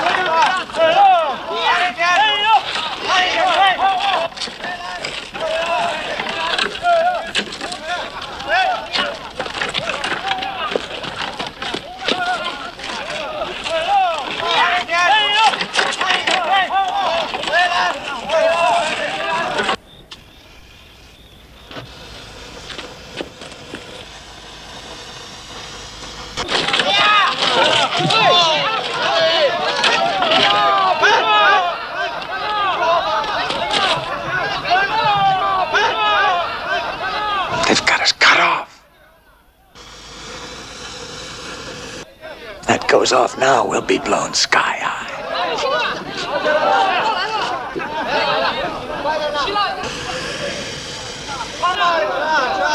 I'm gonna have to cut the fuse.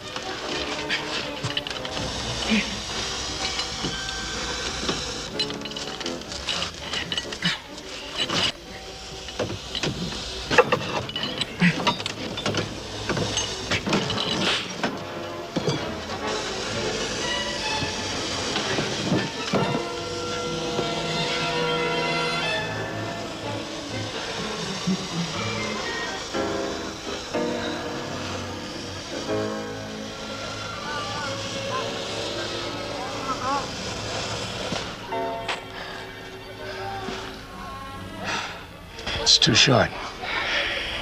If we light it now, we'll never get clear.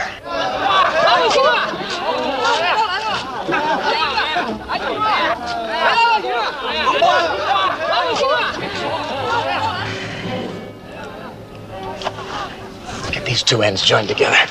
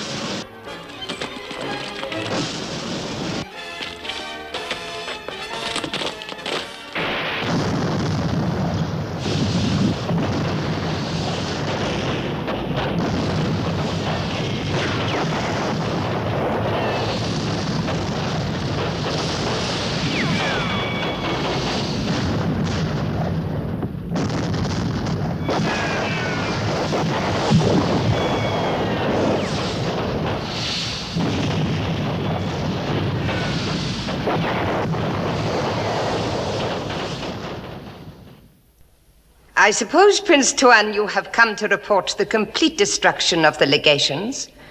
This will be the 10th time since the end of the last moon. I have come, Divine One, to ask your Majesty's permission to impeach General Yang Lao as a traitor and a friend to the barbarians. It is true, he turned back the foreign admiral, but he has guns the Boxers need, and he refuses to lend these guns, even though your Majesty commands it. Be silent. General Yang Lo, despite the empty promises of the Boxers, the foreign devils grow stronger each day. Even the Forbidden City is no longer safe. There is no greater calamity than to underestimate an enemy. You will speak to the foreigners, Yang Lo. You will explain to them there is no greater blessing than peace. No greater calamity than lightly engaging in war.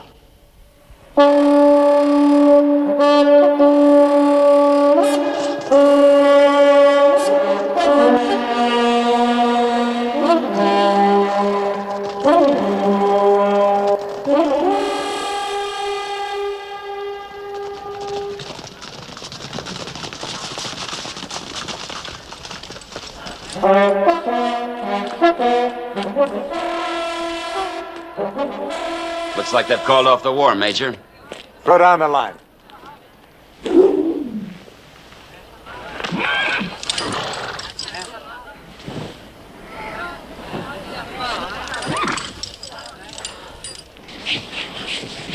Here, what have we got?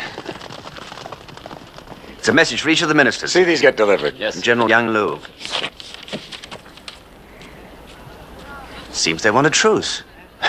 He really must have spoiled the Empress's party last night. No, she's just as likely to wake up in the morning and decide it's a fine day to finish us off. What does she say? We are greatly disturbed by the arrival of Allied troops at the city of Tientsin. Tientsin? Unless these troops are withdrawn immediately, the Chinese government will consider it an act of war and will commit the forces of the Imperial Army. Allied troops in Tientsin? Apparently, but they must think we're all dead here by now. That's only 70 miles away. Yes. If only we could get word to them. You mean if I could get word to them? Oh, no. Old soldiers never volunteer.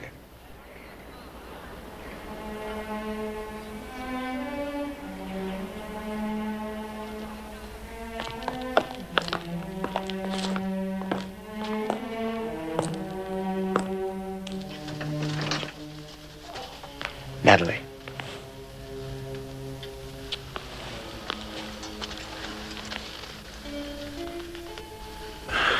I'm going away. When? Right now. I'm waiting for you, Baroness. Where are you going? To try and get some help. The patient is waiting for you. This is not the reception hall in the Winter Palace.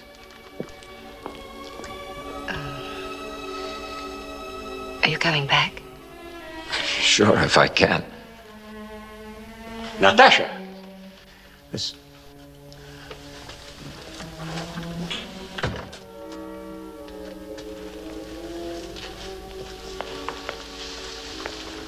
What did he want? Do you think people can change, Doctor? I don't know. That is something I cannot study under a microscope. You look wonderful. You shaved. You always notice, Baroness. Get me some adhesive, please.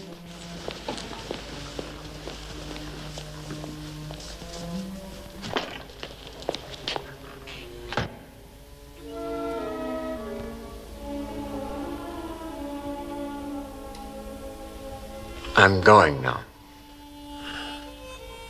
You said that. Yeah, I know, but...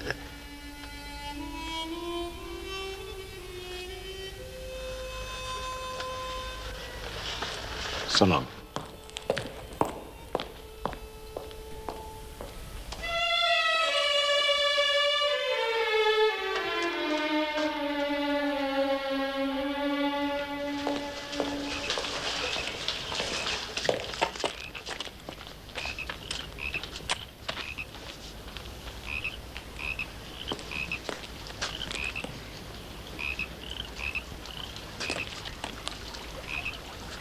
Wait a minute.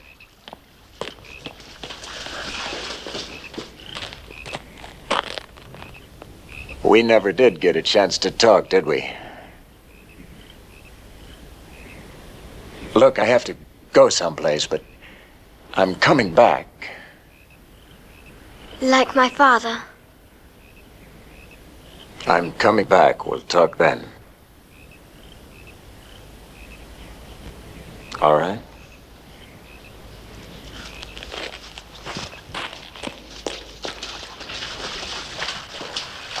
Come on.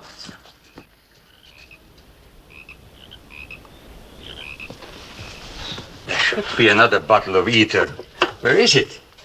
You say that every day, Doctor. Because I know there was one. We used it over a week ago. And the morphine? It's all gone. You know it. Well, tomorrow we'll have to operate on the Italian regard. If he's lucky, he will faint and feel nothing. Iodine. Here, Doctor. This is empty. Oh, I'm sorry. Now, don't stand here. Get me another bottle. But this was the last bottle. No alcohol, no iodine. Amateur nurses.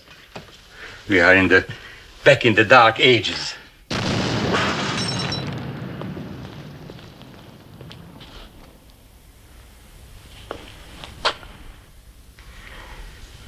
No ether for anesthetics.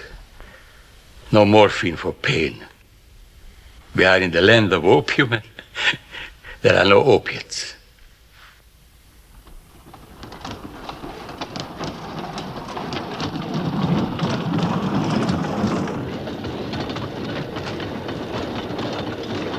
Look out!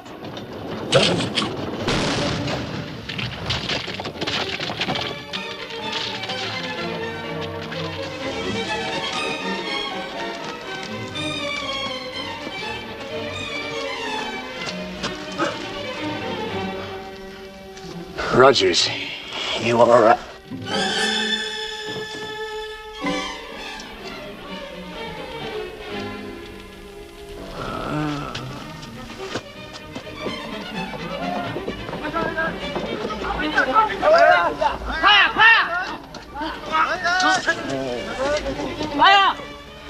Major, I'm hurt. I'm hurt bad. Oh. I'll get you back. 你看，死了，打死了，死了！来呀，还有一个！听见我吗？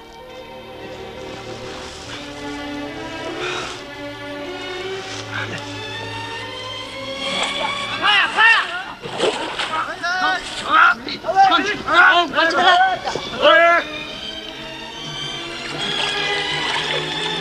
为啥看到？我看到了，我看到了。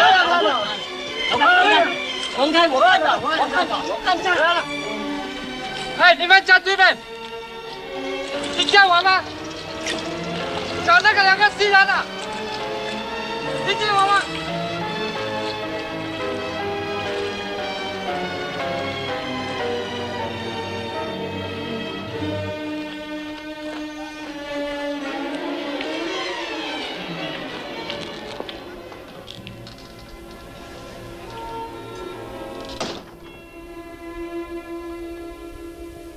There's death in the weather, old man. And yet your door is open. The door, open or closed, cannot protect either of us. And life and death, old man. Are they important? Not to the gods. There are many men dying in pain. They need drugs. I do not deal in opiates. There are others in the city who do. The Chinese outside the walls are the only ones who can help you now, Baroness.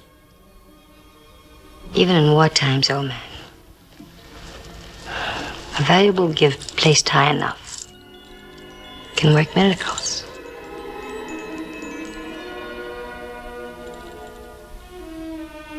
I want the drugs today, and a wagon loaded with fruit for the children.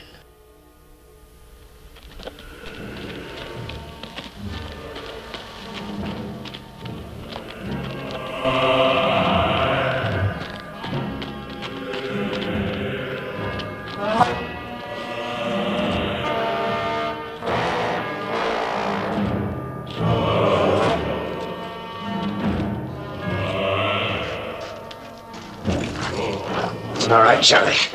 Just rest here. 2个西人的，听见我吗？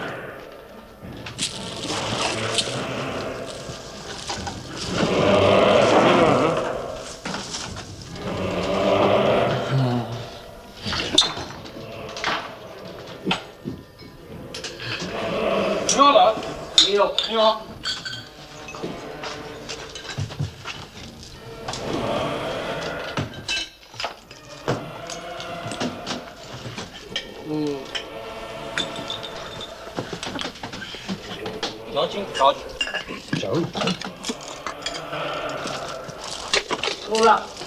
好了，我走了，走了。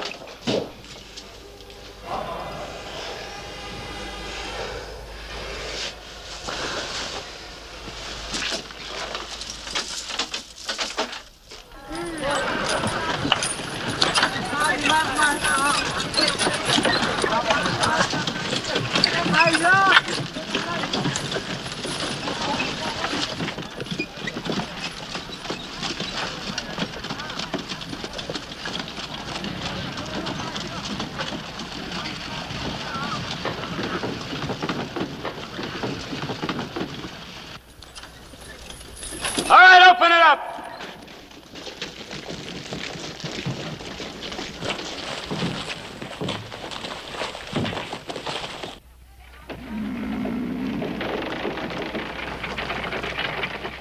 How'd you do it, Baroness?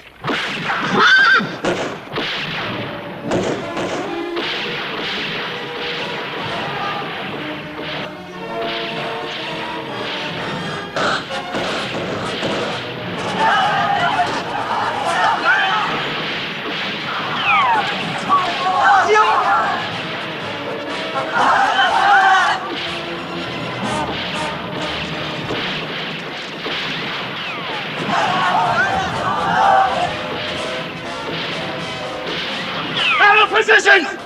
The truce is over!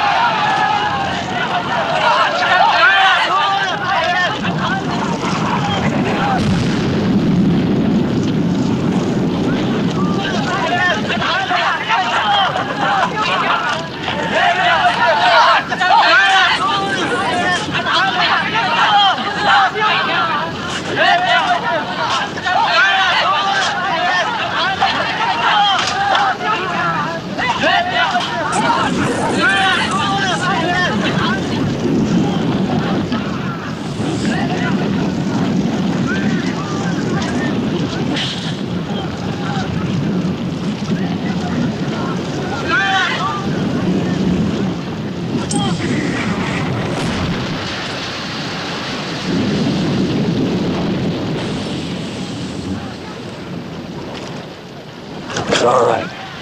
We made it.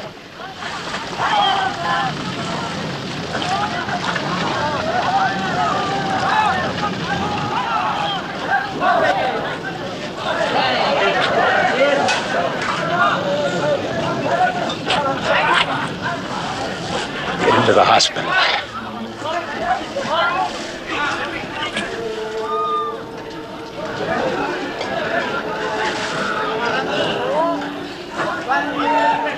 I didn't make it.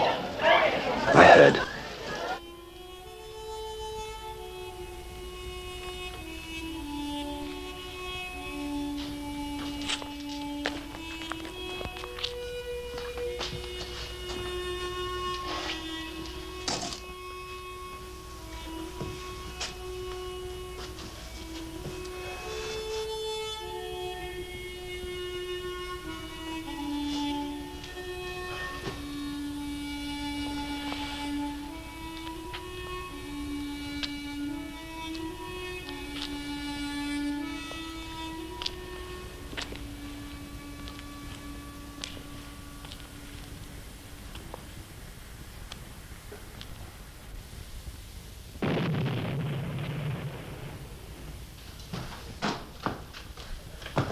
Major, I heard you were back. Scout, come on. Major. Major, wake up. Wake up. The rails. The railroad tracks, they're much closer. How close are they? Almost up to the wall. All right. Give me a shirt.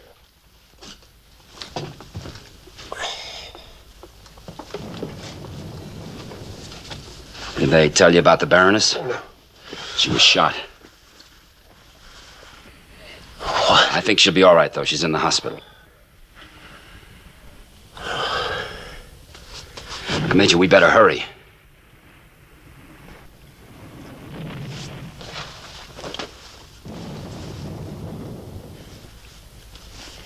Yeah.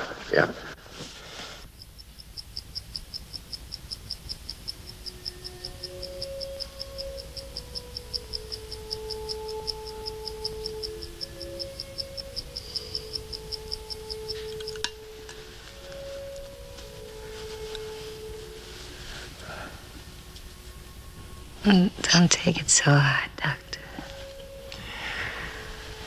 You must let me try again, Natasha. Soon it will be too late.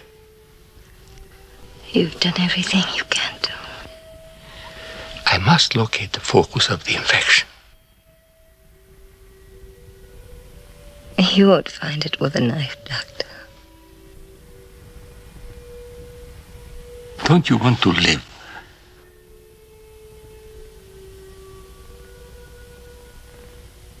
I've lived. Don't think back. Don't think of anything now, except of living. Give yourself a chance. A chance? A chance for what? A chance to do it all over again. No, thank you, Doctor.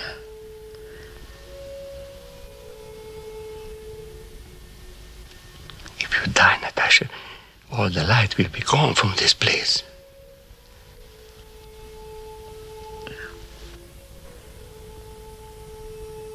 You're the one who makes all the light in this place. I hope you will be me when I say it. In the weeks we have worked together, I have learned to care for you very much. Oh, I'm glad you said that, Hans. A woman always likes to hear it. Most men haven't the courage to say it.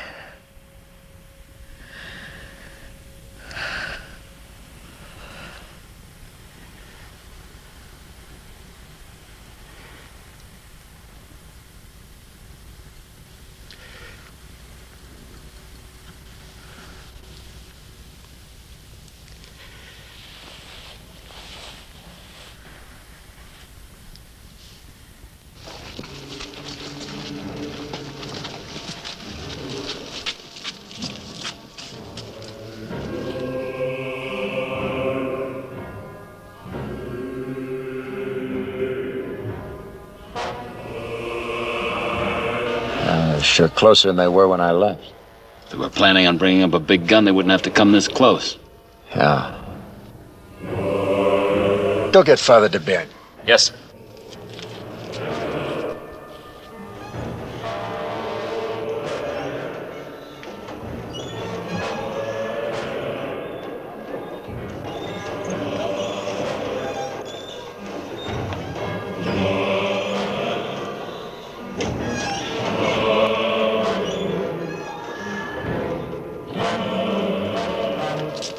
Oh, what is it, Major?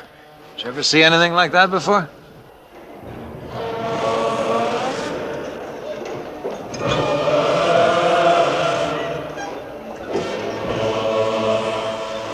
Certainly have not.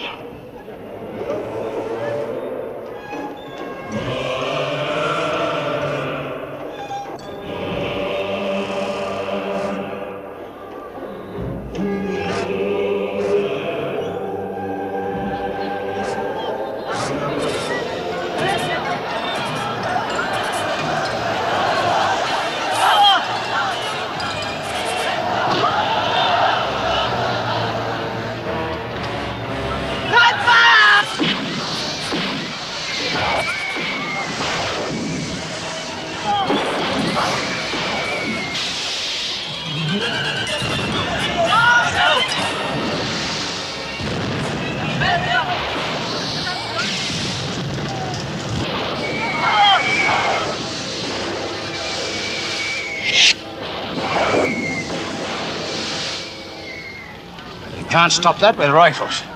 Gotta stop it with something. Get me those 2 bronze urns from the tower there.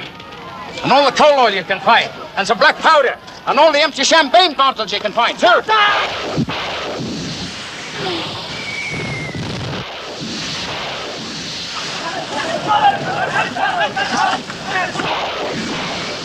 now, put it down here. And that one there. Pile up these sandbags. Go on, higher than that. That's about it. Now, where's those bottles with the powder? Come on, hurry!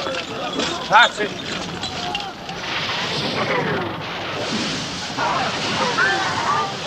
I over that place, Jack! Everybody at the table! Now, a little prayer and a lot of luck.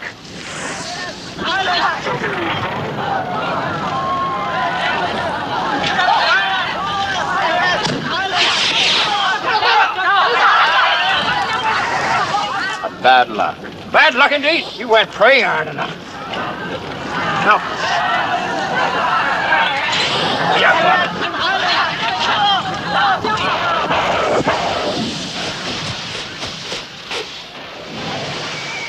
Now get on those hoses, will you? What's wrong up there? I'll try harder next time.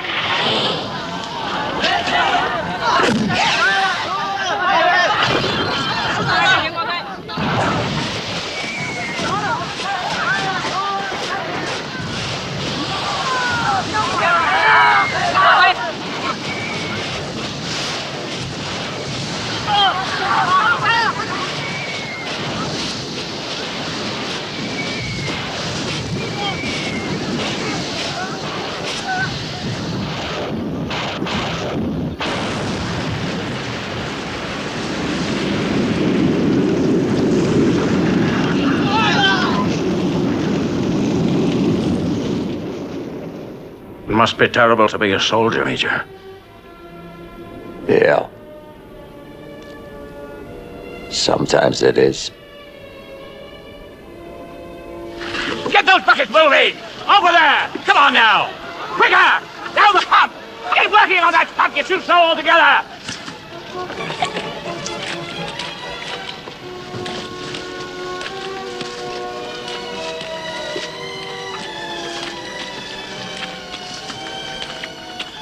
I've been looking for you.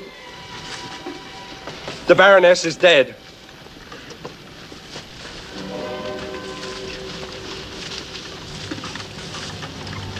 Don't you have anything to say?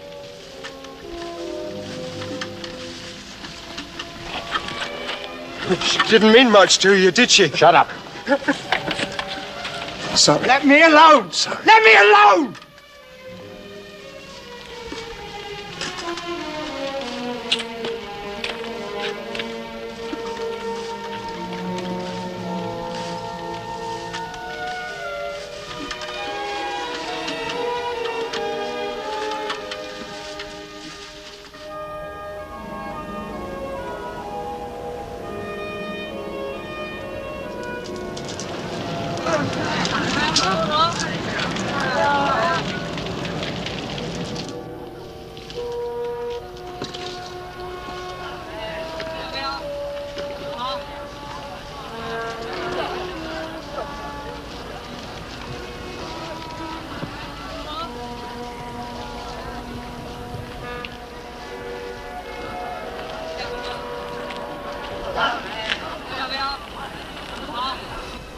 I just heard. I'm so sorry.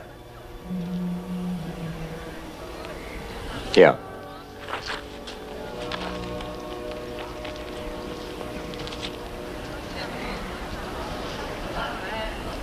Well, we bought ourselves another day anyway. Still, it wasn't a bad fight, you know. What time is it? 5:37 a.m. August the 14th, 1900. How many days did we hold out? 55.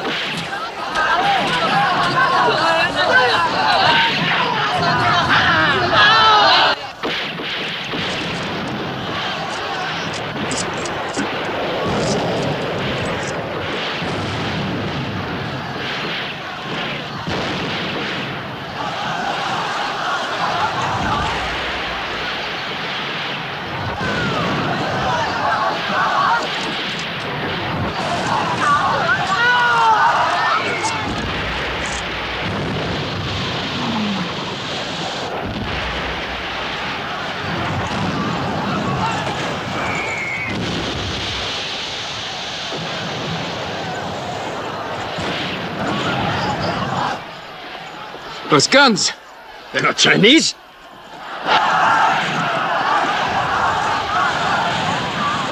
Running away.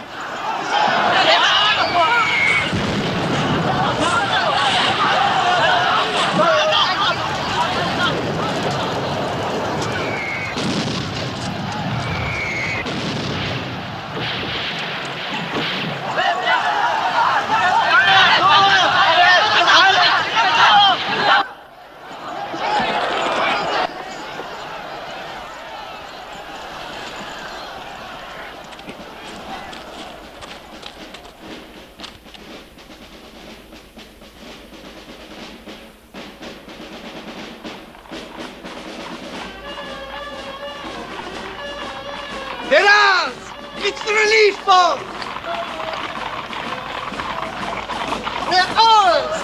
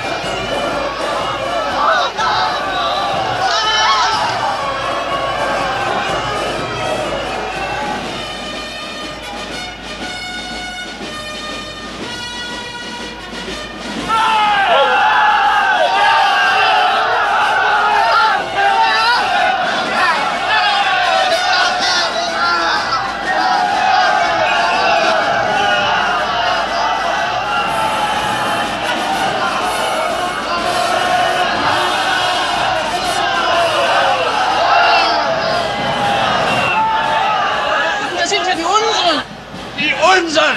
Mensch, das sind ja die Unseren!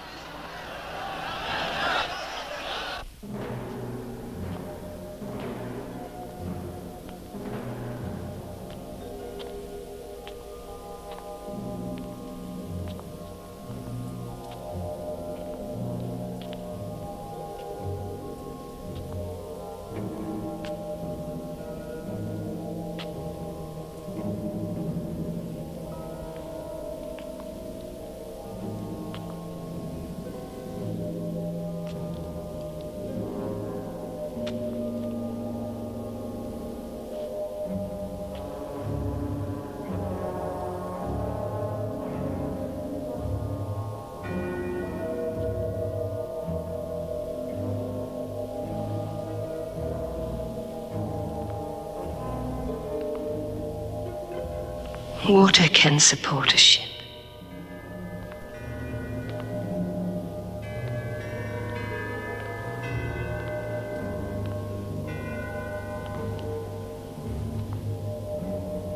And water can upset it.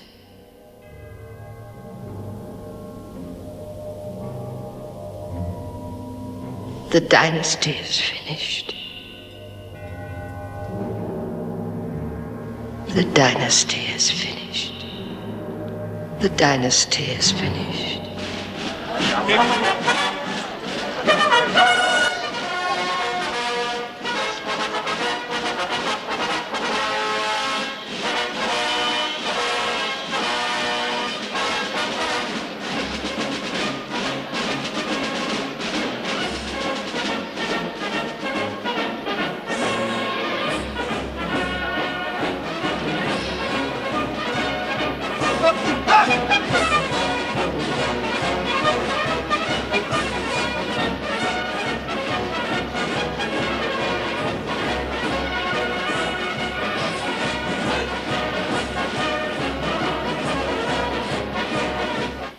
Listen to them.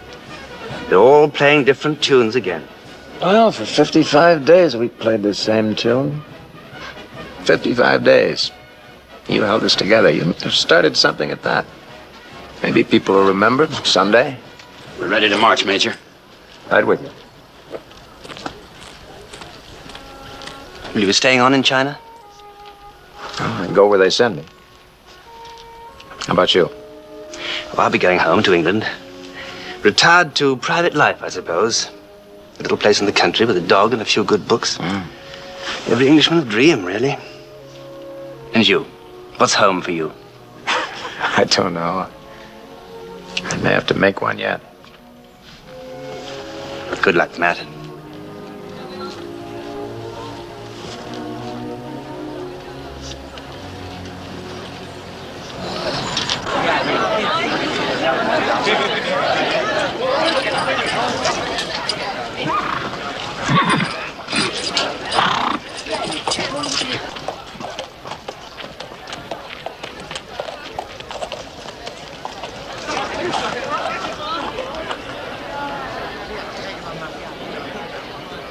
Right shoulder, home!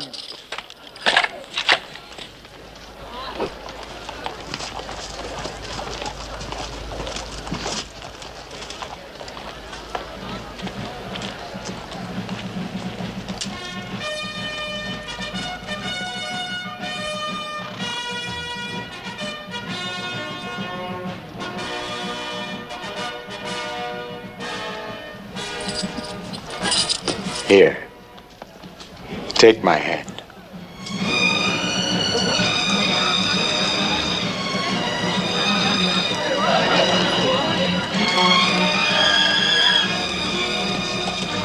Forward, ho!